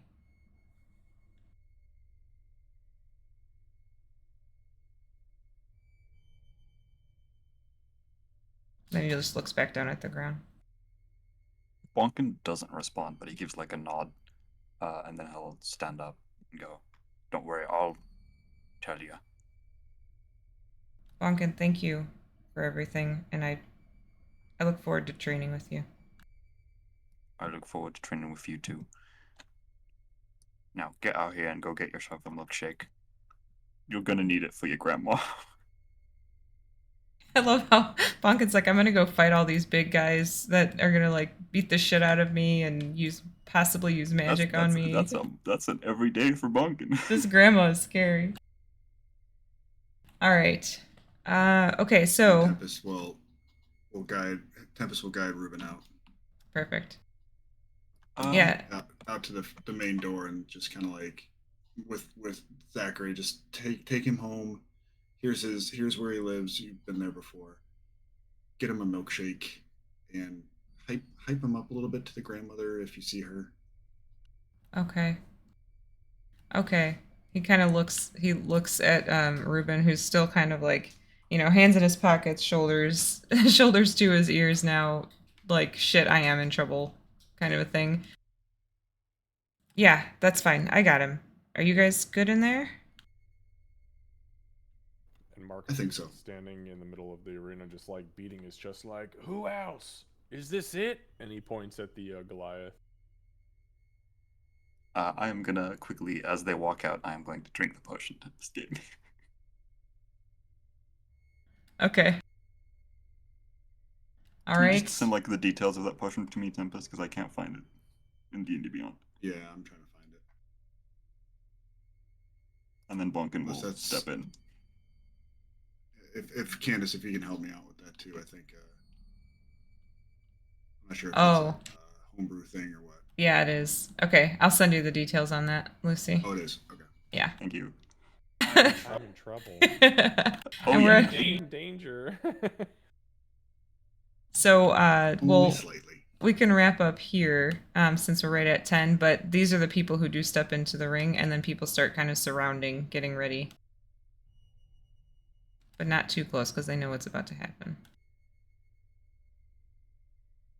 And that's where we'll stop for this week. All right. As everybody's stepping in, if this is like it, I'm just gonna say it now, so I don't have to burn the action for it later. But I will activate my temporal shield. Got it. Okay. Oh yeah, you didn't really know what it did last time. Yeah. So like as soon as we step in, I'm just gonna throw it up. Got it. Okay. Cool. So people, yeah, they start surrounding, and we'll pick up here next week. Sounds good. I am going to go. Yeah, go to bed. Go Yes, the go to fuck bed. to Just go to sleep. bed. Go to bed. All right. Good night, everyone. Good Thanks for the session. great Thanks, session. everybody. Great session. All right, people in stream, we are going to find somebody to raid. Let's see here.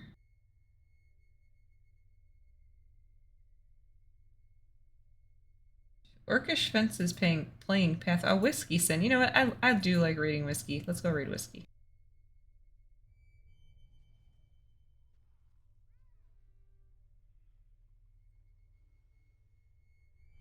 Oh, I can't hear him, but it's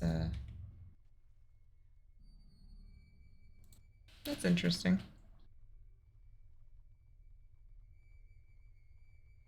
Huh. All right, well, we'll go raid him anyway. Thank you guys for hanging out tonight. We'll be back on Tuesday for Crochet and Chill.